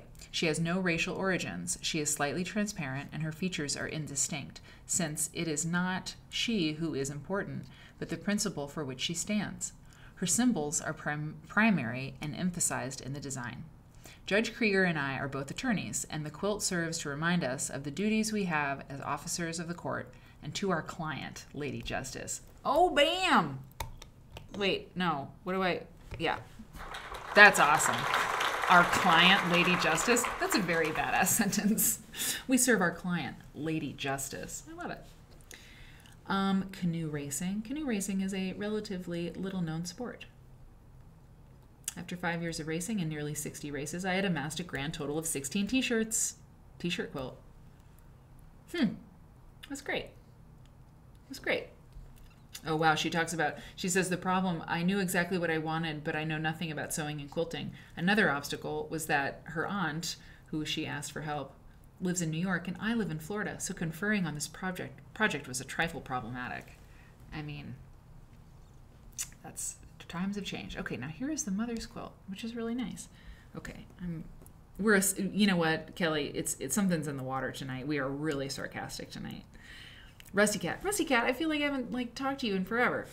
Bullies only reflect the insecurities they have about themselves. It's never about you. What we tell our kids, right? Same goes for adults who think bullying works. Yeah, totally. They're just come out swinging and they can't, admit, they can't admit their own insecurities. Exactly. I'm all about it. Does Lady Justice get emotional? Good question. I'm watching in bed without sound, and it's interesting to see chat go one way, and Mary's probably talking about the magazine. I'm trying. It's funny. Watching in bed without sound. You'd be surprised how much live streaming I just listened to. Oh my God. I could share with you that one. Oh my God. I'm going to do it. Listen, you gotta listen, Word and Bird Nerd. We have to send a message because Word and Bird Nerd isn't listening with sound. Turn on sound. Okay, I have to show you this. I'm telling you, when Quilt Nerd isn't on and you need something in the background, some of the trash TV I'm never going to show you because it's just ridiculous, but I'm going to show you. So my husband's friend at work or something heard that I liked listening to live streaming in the background, and he's like, oh, me too. I've got a great one. And he turned me on. Oh, no, don't. Wait, don't do it. No. So his name is Lookner. And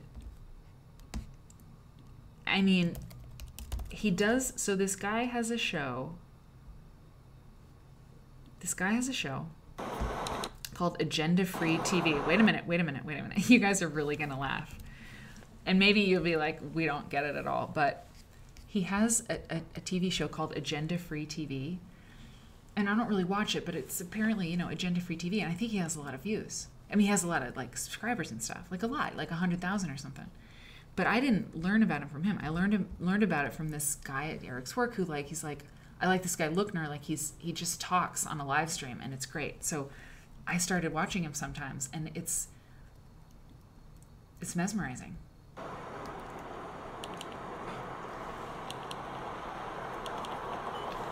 Yes, Jay, I'm watching you. I'm watching you. Wait a minute. He's great. He's great. He's walking in Orlando. Usually he's just in his house. This is a big deal. This is a big deal. It's, oh yeah, they say it's buffering. It's not me, you guys. It's him. It's him. It's a program issue. Very strange. Usually, wait a minute. Usually, it's fine. It's fine. What is this? I am outside this. Usually it's this, you guys. Sorry, just really quick. Usually it's just this.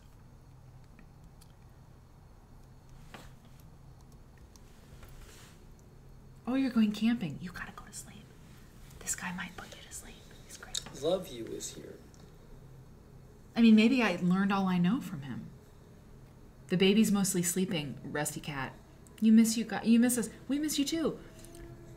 He has 208,000 It's subscribers. impossible. When you're on that schedule, it's just like when your schedule gets too late, it just messes you up. I mean, SD Rooster is here. Art Norman Jr. is here. yeah. I mean,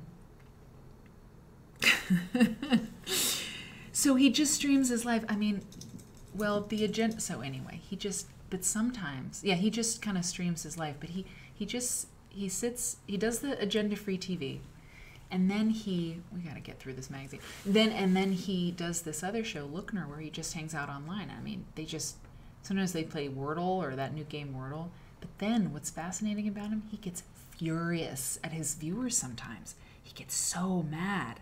He's so mad. He's like, I keep telling you that we're not talking about the news. This is my personal channel, and we're not doing that. And it's like, oh my God, it's fascinating. Yeah, it's really interesting. I've got more energy. Except when he gets mad, then it's kind of scary. Okay, we gotta get through this thing. You guys, it's 10 o'clock. Okay, but we've been on longer, but still.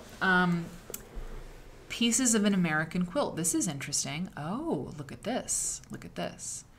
Lookner. All I'm saying is go to Lookner, listen to him sometimes, and some of you will be like, I understand the appeal. Some of you will be like, I really prefer your show, so I'm not going to watch that. But this is Patty McCormick's Pieces of an American Quilt. Introduction by Whitney Otto, the author of How to Make an American Quilt.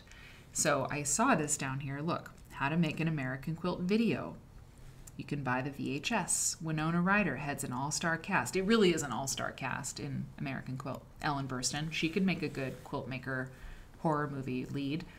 Captivating romantic comedy. Okay, so Patty McCormick's endearing, entertaining, and fascinating story tells about the love and determination that went into the making of the movie How to Make an American Quilt. Interesting. Included in this book are a pleasing mix of biographical stories, wonderful photos taken on the set, and patterns for 2 quilts. Interesting. Huh. I don't know. I mean, that's cool. It's not one I'm going to run out and get, but, you know, it sounds like kind of a fan book. Raffle Waffle, can you find this to watch on an episode? How to Make an American Quilt? I would love to do that.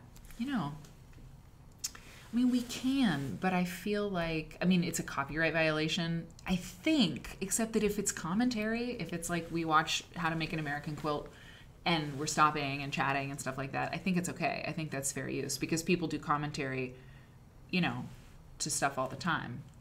And the video I made, for example, on YouTube is protected under fair use. And I didn't have to cover anyone's eyes, but I did because of privacy.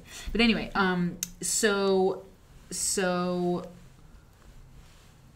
Yeah. So I would love to watch How to Make an American Quilt Together, but maybe it could be like a members only thing or something. I'll figure it out. I'd love to watch movies with you guys. I think that'd be great. There's another standing quilt hoop. And Mother Nature says, when you got Quilters Newsletter, you loved this page with all the shows. It's how you found your first show. I don't know if you heard my mom over the dog that was yelling at the beginning. Yelling. The dog was barking. And, oh yeah, look, here's the Vermont Quilt Festival. The oldest quilt festival in the country, I believe, is the Vermont Quilt Festival. But my mom was saying that, yeah, Quilters Newsletter was the internet for them. They really relied on it to know about the shows and to know about the tools and all of that. And then when the internet came in, it kind of, in some ways, made a good, a sizable portion of what Quilters Newsletter was doing. The internet kind of took over that, these listings for shows and stuff. Although, I don't know. What there still isn't is there still is not a database for, yes, you can wear your jacket. Yes, everyone has to get a members only jacket to wear to the meeting. Yes.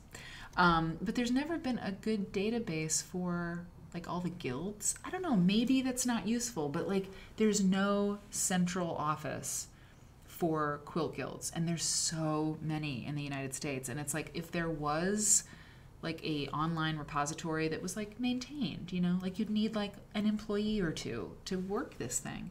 Who knows what could happen? People could like communicate with each other. There could be like action taken, but that doesn't, I am jealous of Scrabble. Scrabble gets to sleep all day and eat treats. Who wouldn't be jealous of Scrabble? So anyway, Quilters Newsletter, a lot of the stuff that they did, as my mom was saying, was kind of replaced by the internet. But there's still things that, is there a good website to see all the quilt shows coming up? Like, sometimes a magazine like this is literally better than the internet, Quilters, Complete Guide is like faster than the internet sometimes. If you need to know a specific thing and you know that, the source, it's going to be good, and you can go over to your bookshelf and flip to the index and find what you need on reverse applique instead of like watching a million tutorials on the internet, But look at this website. Isn't this old school? Old school. Wow. www.quilters.com. Wow. What is that now? Can someone look it up? I'm not going to do this. I can't go away again. The Grand Iowa Quilt Show. A sampler from the Heartland. Pepper Quarry. Interesting. The Quilter's Chair. Oh my God. Oh God. Okay. This is why we're here tonight. This is why we're here. Okay. Kevin says Rona, the Riveter, has a list of shows and museums. That's cool. Could you throw in, Kevin, the link for Rona the Riveter? That's cool. That's a new name to me. Hey, Pemberito. It's so good to see you. The Quilter's Chair. How many needles are stuck in it?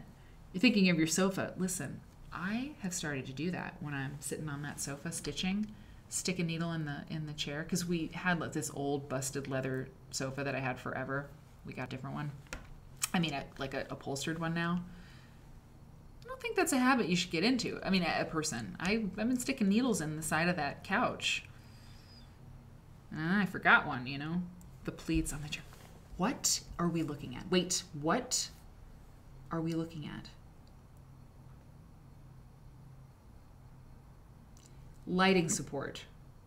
I don't know what that means. Does that mean this?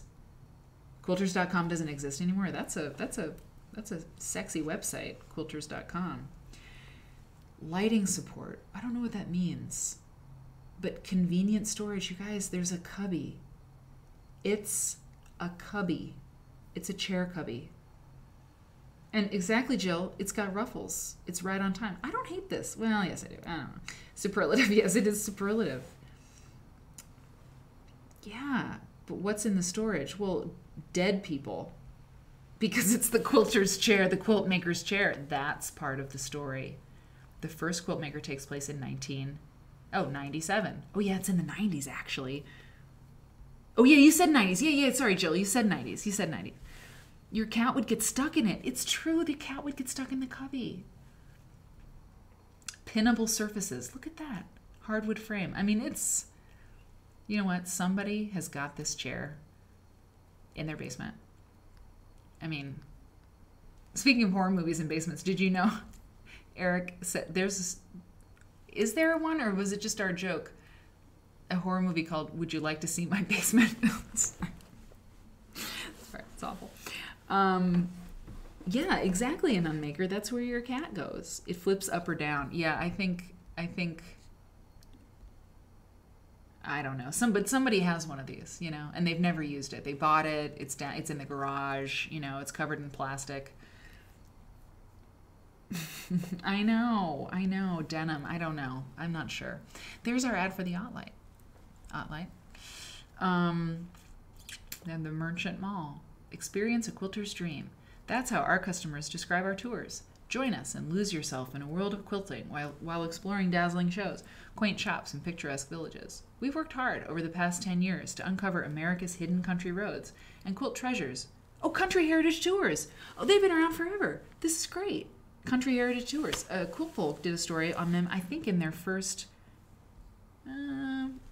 issue. That's not right because they're in New Hampshire, but I think they're in Portland too. Anyway, Mike and I have talked about like doing Quilt Folk tours. Like, it seems right that like Quilt Folk would do something like that, like if people were into it. And my idea was like, yeah, and for the tour group that's together, we should like produce a really beautiful little keepsake book, you know, like the Quilt Folk style, really beautiful photography. Like, you could send a photographer on the trip and take pictures of the whole trip, and then we could produce, you know, a Quilt Folk like book of your trip. I think it's a good idea. This represents an enormous amount of work. So, not yet. But, oh, look, Quilt Soft, the leading Windows software for quilters. Did anybody have this? Denim would be durable. I know, Raffle Waffle. Isn't it a great title for a horror movie? Would you like to see my basement? Ah! Mm-hmm. Yeah. Oh, wait, okay, what did it say? The Otlight? Yeah, $59.95. Oh, yeah, that is, yeah, even back then. But look, finally, the perfect quilter's crafter's light, the Otlight. I need one of those. I do need one of them. I remember my mom had them. She had a couple. Anybody have Quilt Soft? Mm-hmm. Yeah, it's true. It was always expensive. Amish Traditions Tours. Quilters, come dine with the Amish. This is interesting. Imagine yourself sharing a meal with an Amish family. Or watching, I don't know, this is kind of othering the Amish pretty hard, but okay. Or watching a horse-drawn buggy as you pass peaceful farms. Imagine the tranquility of roads that go back in time. Through rolling hills, set in the serene Dutch countryside of the Pennsylvania Dutch. Don't just imagine, experience the Amish way of life by joining the Amish Traditions Tour. The 5-day journey includes visits to the homes of Amish quilters and handicrafters. That's cool. Meals in Amish homes, tours of Valley Forge, Longwood Gardens, and historic Philadelphia, plus more. Tours are offered spring through fall. Great for single, group, and senior guests, and can accommodate fundraising for quilters guilds and nonprofit organizations. That's cool. Lang's Great Escapes, based out of California. Interesting.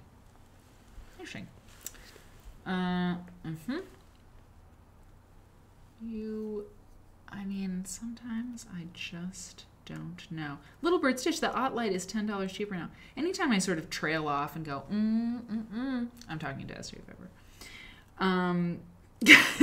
Myra, make it a musical. Would you like to see my basement? Oh, at the tune of Frozen's Would You Like to Make a Snowman? Okay. Would you like to make a snowman? Isn't that right? I didn't study with the Amish. I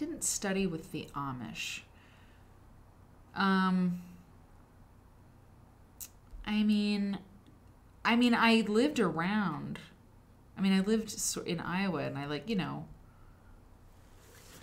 there was the Amana calling, but I didn't. I wasn't around them too much. I wasn't nearby their communities,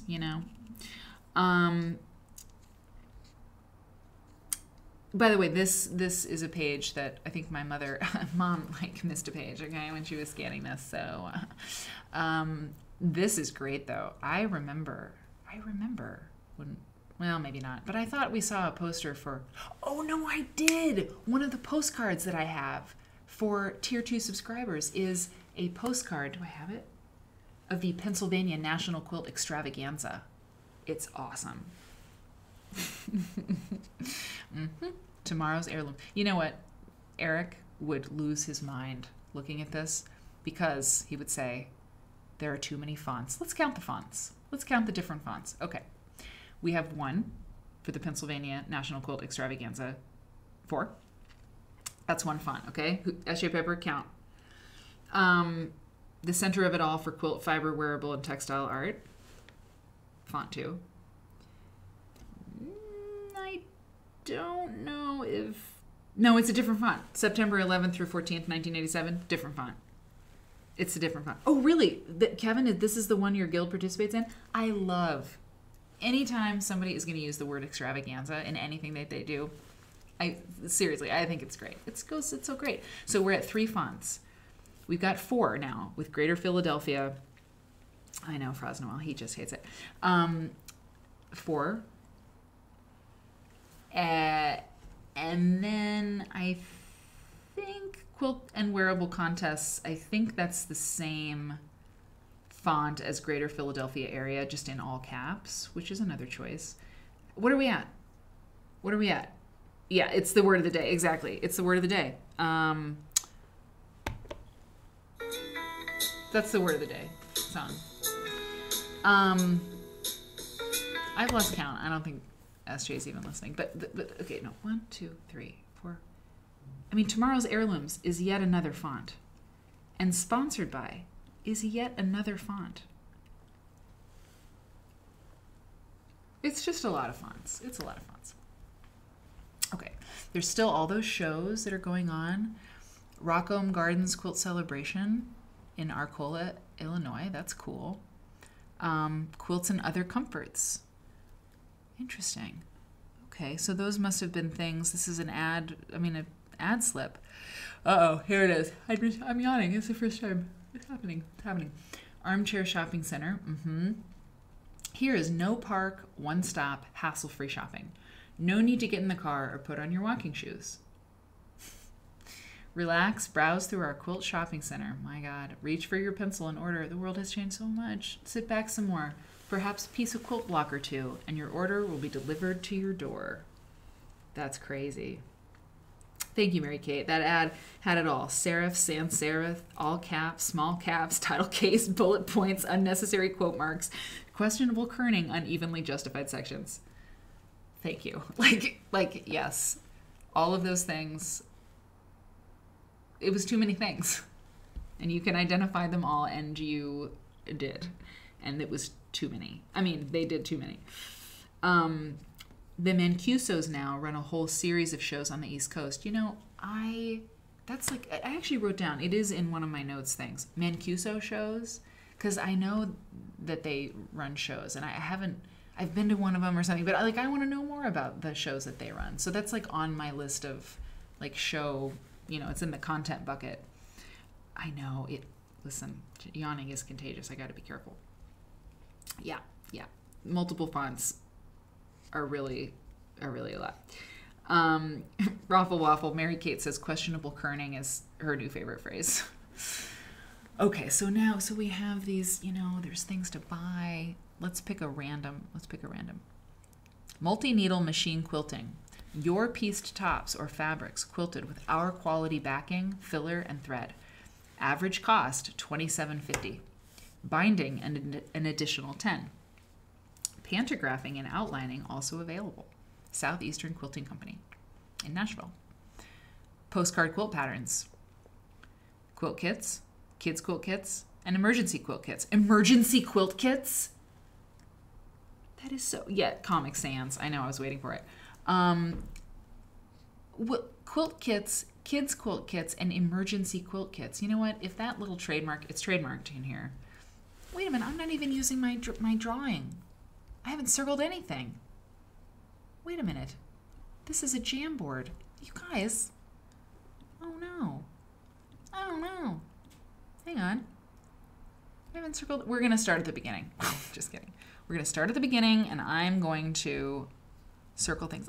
This is part of the fun. This is why I do this whole thing, why I load all of these images into this thing so I can make ridiculous things like that. But look, quilt kits, kids quilt kits, and emergency quilt kits. If this trademark has elapsed, this is a great idea. I mean, it's really a great idea. Somebody put it together. Make like a really easy, quilt that you could put together in a day, like a quick string quilt or something like that, or put it together in a weekend or a week. And sell the kit, emergency quilt. Definition of a quilting emergency. Maybe, good night. Yes, I know, Teacher Stitch. We're wrapping it up. We're gonna wrap it up. I'll catch you tomorrow. I mean, amen. You made it this far. Maybe like if you had, what if there was a baby and you didn't think there was gonna be a baby? And you were like, I'm really small tonight. It's because I was ashamed. I was ashamed of my green screen. So I made myself, let's see how small I can be. Hold on. I'm really small. Oh man. Oh no. Wee. Look, I'm in the Jamboard. It looks like reverse applique. This little circle in the red. Okay, God, it's all my fault. All right, I don't have to be quite that small. Oh God. Okay. All right. Enough. But if you had like a baby that needed a quilt, or somebody, I don't know, maybe there was in all seriousness, maybe there was a terrible disaster or something, and like a fire or something, and you wanted a charity quilt real quick or something like that, you could do an emergency quilt. It includes Quilt Maker Kryptonite. That's right, Nose to Quilts, an emergency quilt kit. You see, Quilt Maker 14.5. That's one of the things that happens, is that there's an emergency quilt kit. Yes, there's an emergency quilt kit, and that's what's used to fell the Quilt Maker. So they say. If anybody is just coming in, there's a horror movie that we're working on. And it is a lot. Baltimore Album Revival Quilt Show and Contest. Now I got to circle everything. Baltimore Album Revival and Quilt Show and Contest. Interesting. Baltimore Beauties and Beyond. Mary Kate, please begin counting all the fonts in this ad. There are maybe more than there were in the other one. Mountain Mist. I'm going to point to everything. There's only so much time. Beginning another 150 years of the perfect quilt filling. Let's see. She can do this. Okay. Yeah, Mountain Mist, we know about that. 150 years, we know about that too. Mm-hmm. Did I decide to take the tequila shot after all? I didn't. It's sitting right there. I feel like if I did it, you all would think I was reckless. I don't want to do that. I don't want you to be like, Mary's fun. It's really fun. I mean, she's really, I just feel like it's inappropriate for me to just slam a shot of tequila like here at the end of the night when I'm like, wee. I don't know. It's a lot. When I'm feeling frisky, and I am, but I don't think it's the right vibe. If we were together, I'd do it. Quilting in the Tetons. Workshops featuring, let's see if we recognize people. Charlene Anderson Shea. Oh, and by the way, once we get off the stream, I'm not going to have the tequila either. It's not just like, I don't want to do it in front of you. I'm going to wait till I'm ready for bed. It's not, I don't know. It's not right. Quilting in the Tetons. Workshops featuring, Charlene Anderson Shea, Charlotte War Anderson, Joan Cloven, Grace France, Beverly Hindman, Judy Matheson, Yvonne Porcella, oh my God, Ellie Sinkowitz, Doreen Speckman, Miranda Stewart, Luann Stout. That's huge, y'all. That's huge. Look at all these people. I know all of those people. I mean, Look, Yvonne Porcella has passed away. Doreen Speckman has passed away. You've been to the Tetons? I don't think I have. Have you? Did you take a class there, Dee Marie? I mean, did you go to, like, is that a thing that Tetons, is it like a destination thing for quilters, or do you just mean you've been there? Wait a minute. Yeah, right. Okay. Some people just can't keep a secret. You, on the other hand, can keep a whole book of them. Whoa. Secrets for successful quilting. Because you're a reader of Quilters Newsletter magazine, we want to share a quilting secret with you. In fact, a whole book of them. That's why we're giving you Secrets for Successful Quilting absolutely free when you subscribe to our sister magazine, Quilt Maker. That's what Mary Kate was talking about. Quilters Newsletter produced a second magazine called Quilt Maker, which is this, that was just patterns.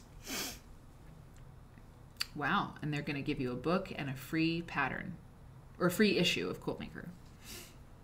Good night, Molly. Good night, Molly. Thank you so much. We'll see it around. I'm getting tired too. It's soon gonna be bedtime. Pikey and Spike. Peaky and Spike, Pikey and Speak. Rachel Lynn. My grandma had Doreen Speckman's business card taped inside her Bernina feet box. My mom loved Doreen Speckman. She really did. I remember her. Like, oh, that's the same page. Some people just can't keep a secret. That's the same page. Yeah, I remember Doreen Speckman barely. When I was younger, I remember her. She smoked, like, constantly. I remember that. And, yeah. Cool. Very talented person. We're going to do Doreen Speckman. Doreen Speckman's on the list. Mom has amazing pictures of her and, like, her with Doreen. So I want to get that content before I do Doreen Speckman on the show, because that's so wonderful to look at, those pictures. So, if you like the patterns in this issue, just wait till you see what we did before. This is the ad for the binder. Remember? I'm tired too. Kitty Hannah, I'm tired too. You got to be up for work at 5:30 a.m. You got to go to bed. What are you doing? Go to bed. This is literally the end of the magazine. I think we have, like, the back cover. Good night, Kelly. Good night, Kelly. Good night, in a Flinster. Oh yeah, people are peeling off. So okay. So here's what we're gonna do. That's the end of this. Yeah, that's the end of this board. It's all happening. It's happening. And maybe I tried to close the show too early, but I can feel the room, even though I can't see anyone. I can feel it. I mean, the last page. Is there a last page? There is. Just a minute. Jamboard. We have to finish the last page. I mean, it would be really weird if we didn't actually. I would not feel good about it. Oh, yeah. Except that I didn't actually format it. Oh dear. I never got around to format it. Well, you know what? This is it. This is the bulletin board. That's the back of the thing. Oh well, this is great. Hang on. This is good. This is good. Wait for it. It's worth it. Good night, Robin's Nest. Good night. Oh, Bip took a class with Doreen. I love this quilt too. You're still here. Rusty Cat. Okay, good. You're here to the bitter end. Okay, good. Now, yeah, exactly. We're here to the bitter end. This is not over until it's over. And look, that's the back cover. Okay. Sorry, I forgot to finish the formatting. But here we are. We have everything we need. Look at this photo finish. I mean, how could we not do this? This is amazing. Sorry, I gotta make it small. Sorry, I gotta make it a little bit smaller. I want to see it all. Okay, and the bulletin board is so great. Bulletin board in this issue, Quilt National. Okay, and look, and what I had to, what I wanted to see too is someone circled something. They circled something on Quilt National. A color catalog of Quilt National 97 exhibit is available for $21.95. That's a lot. I mean, it's a lot of money from the Dairy Barn. And this person who had this magazine was all about it. Eureka Net. Huh. Oh, Japanese hand piecing. You guys are going to get this whole thing, remember? It's easy. It's easy to share it. Mother Nature remembers finding patterns on this page and sending off for them so you could get them. And that quilt reminds Jill of the never-ending story. Yes, that is what it... Oh, now I'm a little bit too big here. Yeah, the never-ending story, totally. Oh yeah, totally. I mean, look at this little monkey up here. You know, that looks... Yeah, that's totally like a kind of a Jim Henson kind of thing. You know, I finally watched the Becoming Elmo movie, or whatever, that documentary. It was so good. Sorry. Okay. It was really good. Look at this quilt. That's beautiful. That's really pretty. I love the bulletin board look too. Jay Jones here. I do. I love ambiguous animals. I do, except these are almost not ambiguous enough. I can tell that's a T-Rex. Wow, look at the T-Rex. He's fierce. I don't know what this is. It's a flying fish. No, I know what it is. I don't like it. I know what it is. If I can tell it's a flying fish, you're really good at animals, so I can't really get behind your quilt. No, it's wonderful. Look at the quilting on the water. It's beautiful. So what does it say about it? Alba Corrado's The Garden. This magnificent quilt, 82 by 90 and a half, is a promised gift to the Indianapolis Museum of Art. Do I really have that problem? Yeah, I do. From A.M. Greenleaf, made in 1971. Are you for real? Wow. The thing at the top that's like a dragon snake. It's a dragon snake. Oh yeah, that's really weird. I don't know. It's scary. It's made in 1971. I cannot believe that. It looks so contemporary of this time, like 97, you know? Wow. This is really throwing me for a loop. Look at that quilting. What are you doing? What is happening? Wow. It doesn't... I'm not doing that. That was really bizarre. Oh my God. And now look at the word I saw. Satan. Satan, look. Look, Satan. That's the word I saw. And that's when that happened. I don't even need to play that. That was really strange. Made in 1971 of pieced and appliqued velvet, velour, and cotton, and heavily machined, quilted, and embroidered, the design includes many Christian symbols. According to the museum, the central fruit-bearing tree represents fertility and immortality, and the serpent is assumed to be Satan in disguise. A horse with a long flowing mane and a seated ox flank the tree. In the foreground, a fish. Oh, Bonnie Jean, thanks for subscribing. That's awesome. Appreciate you. Thanks so much. It's been a crazy night, but it's Quilters Newsletter Friday. Okay, a horse with a long flowing mane and a seated ox flank the tree. In the foreground, a fish, a symbol of Christ in early Christian art, rises from a pool of water. The peacocks are symbols of pride, resurrection, and immortality. Animals and mythological creatures are depicted in the borders. Okay, here's what's just blowing me away though, is that this kind of quilting, I don't know why it doesn't like this. I don't know, but let's just give it another try. But that heavy kind of quilting, you know, I felt like that comes later. 71, that was the year of the Whitney exhibit. Like, I don't know, this is a really interesting piece because to me it seems like it's ahead of its time. In 71, you know? Weird. Yes, SJ. The most impressive thing is that it was made in 1971. I'm saying when you get the magazine yourself, you will see. I don't know what you'll see. I don't know. I'm losing it. This is the back cover. And it is about books, and Mom said there were these little things written, you know, notes in the margin, and so there are. Yeah, I don't know. My Google's being weird. These are pretty down here. What a difference color and value make. Using the same blocks, a dramatically different design is created. Well, people. Where's the church lady when you need her? I know. Could it be Satan? I know. I mean, I think it was like kind of weird, right? I mean, I'm kidding. Okay. So everybody, this was It was real. It was real fun. It was great. Thanks for coming along on Quilters Newsletter Friday. Oh, so on the 20th of February, a week from Sunday. Oh God. Oh my God. I have so much work to do. Oh my God. Oh God. We're going to do a giveaway. And so tune in. If you're a subscriber, your name will go into the pot and I'll draw $100. Exactly, Raffle. Exactly. And listen, this is something I gotta say. I should have said it at the top, but I'll try to let people know.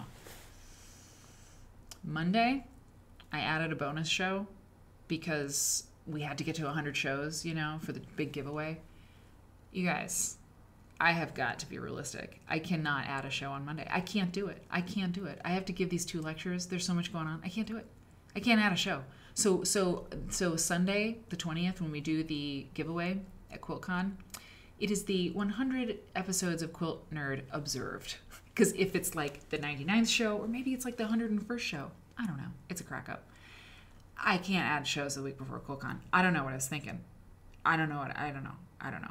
Jill, I gotta do it too. I gotta have a snack, and and your panel. Yeah. So just so you know, Monday night I made some noise about doing a show, but I gotta work on my stuff. Thanks everybody. I'll see you in the Discord, and take care. Be good. And if you have an argument, take it into the hallway, and then come back to the class. Oh, Rusty, I don't know how you do it. God bless you. God bless us, everyone. Okay, everybody. Good night. Have a great rest of your weekend, okay? See you Tuesday.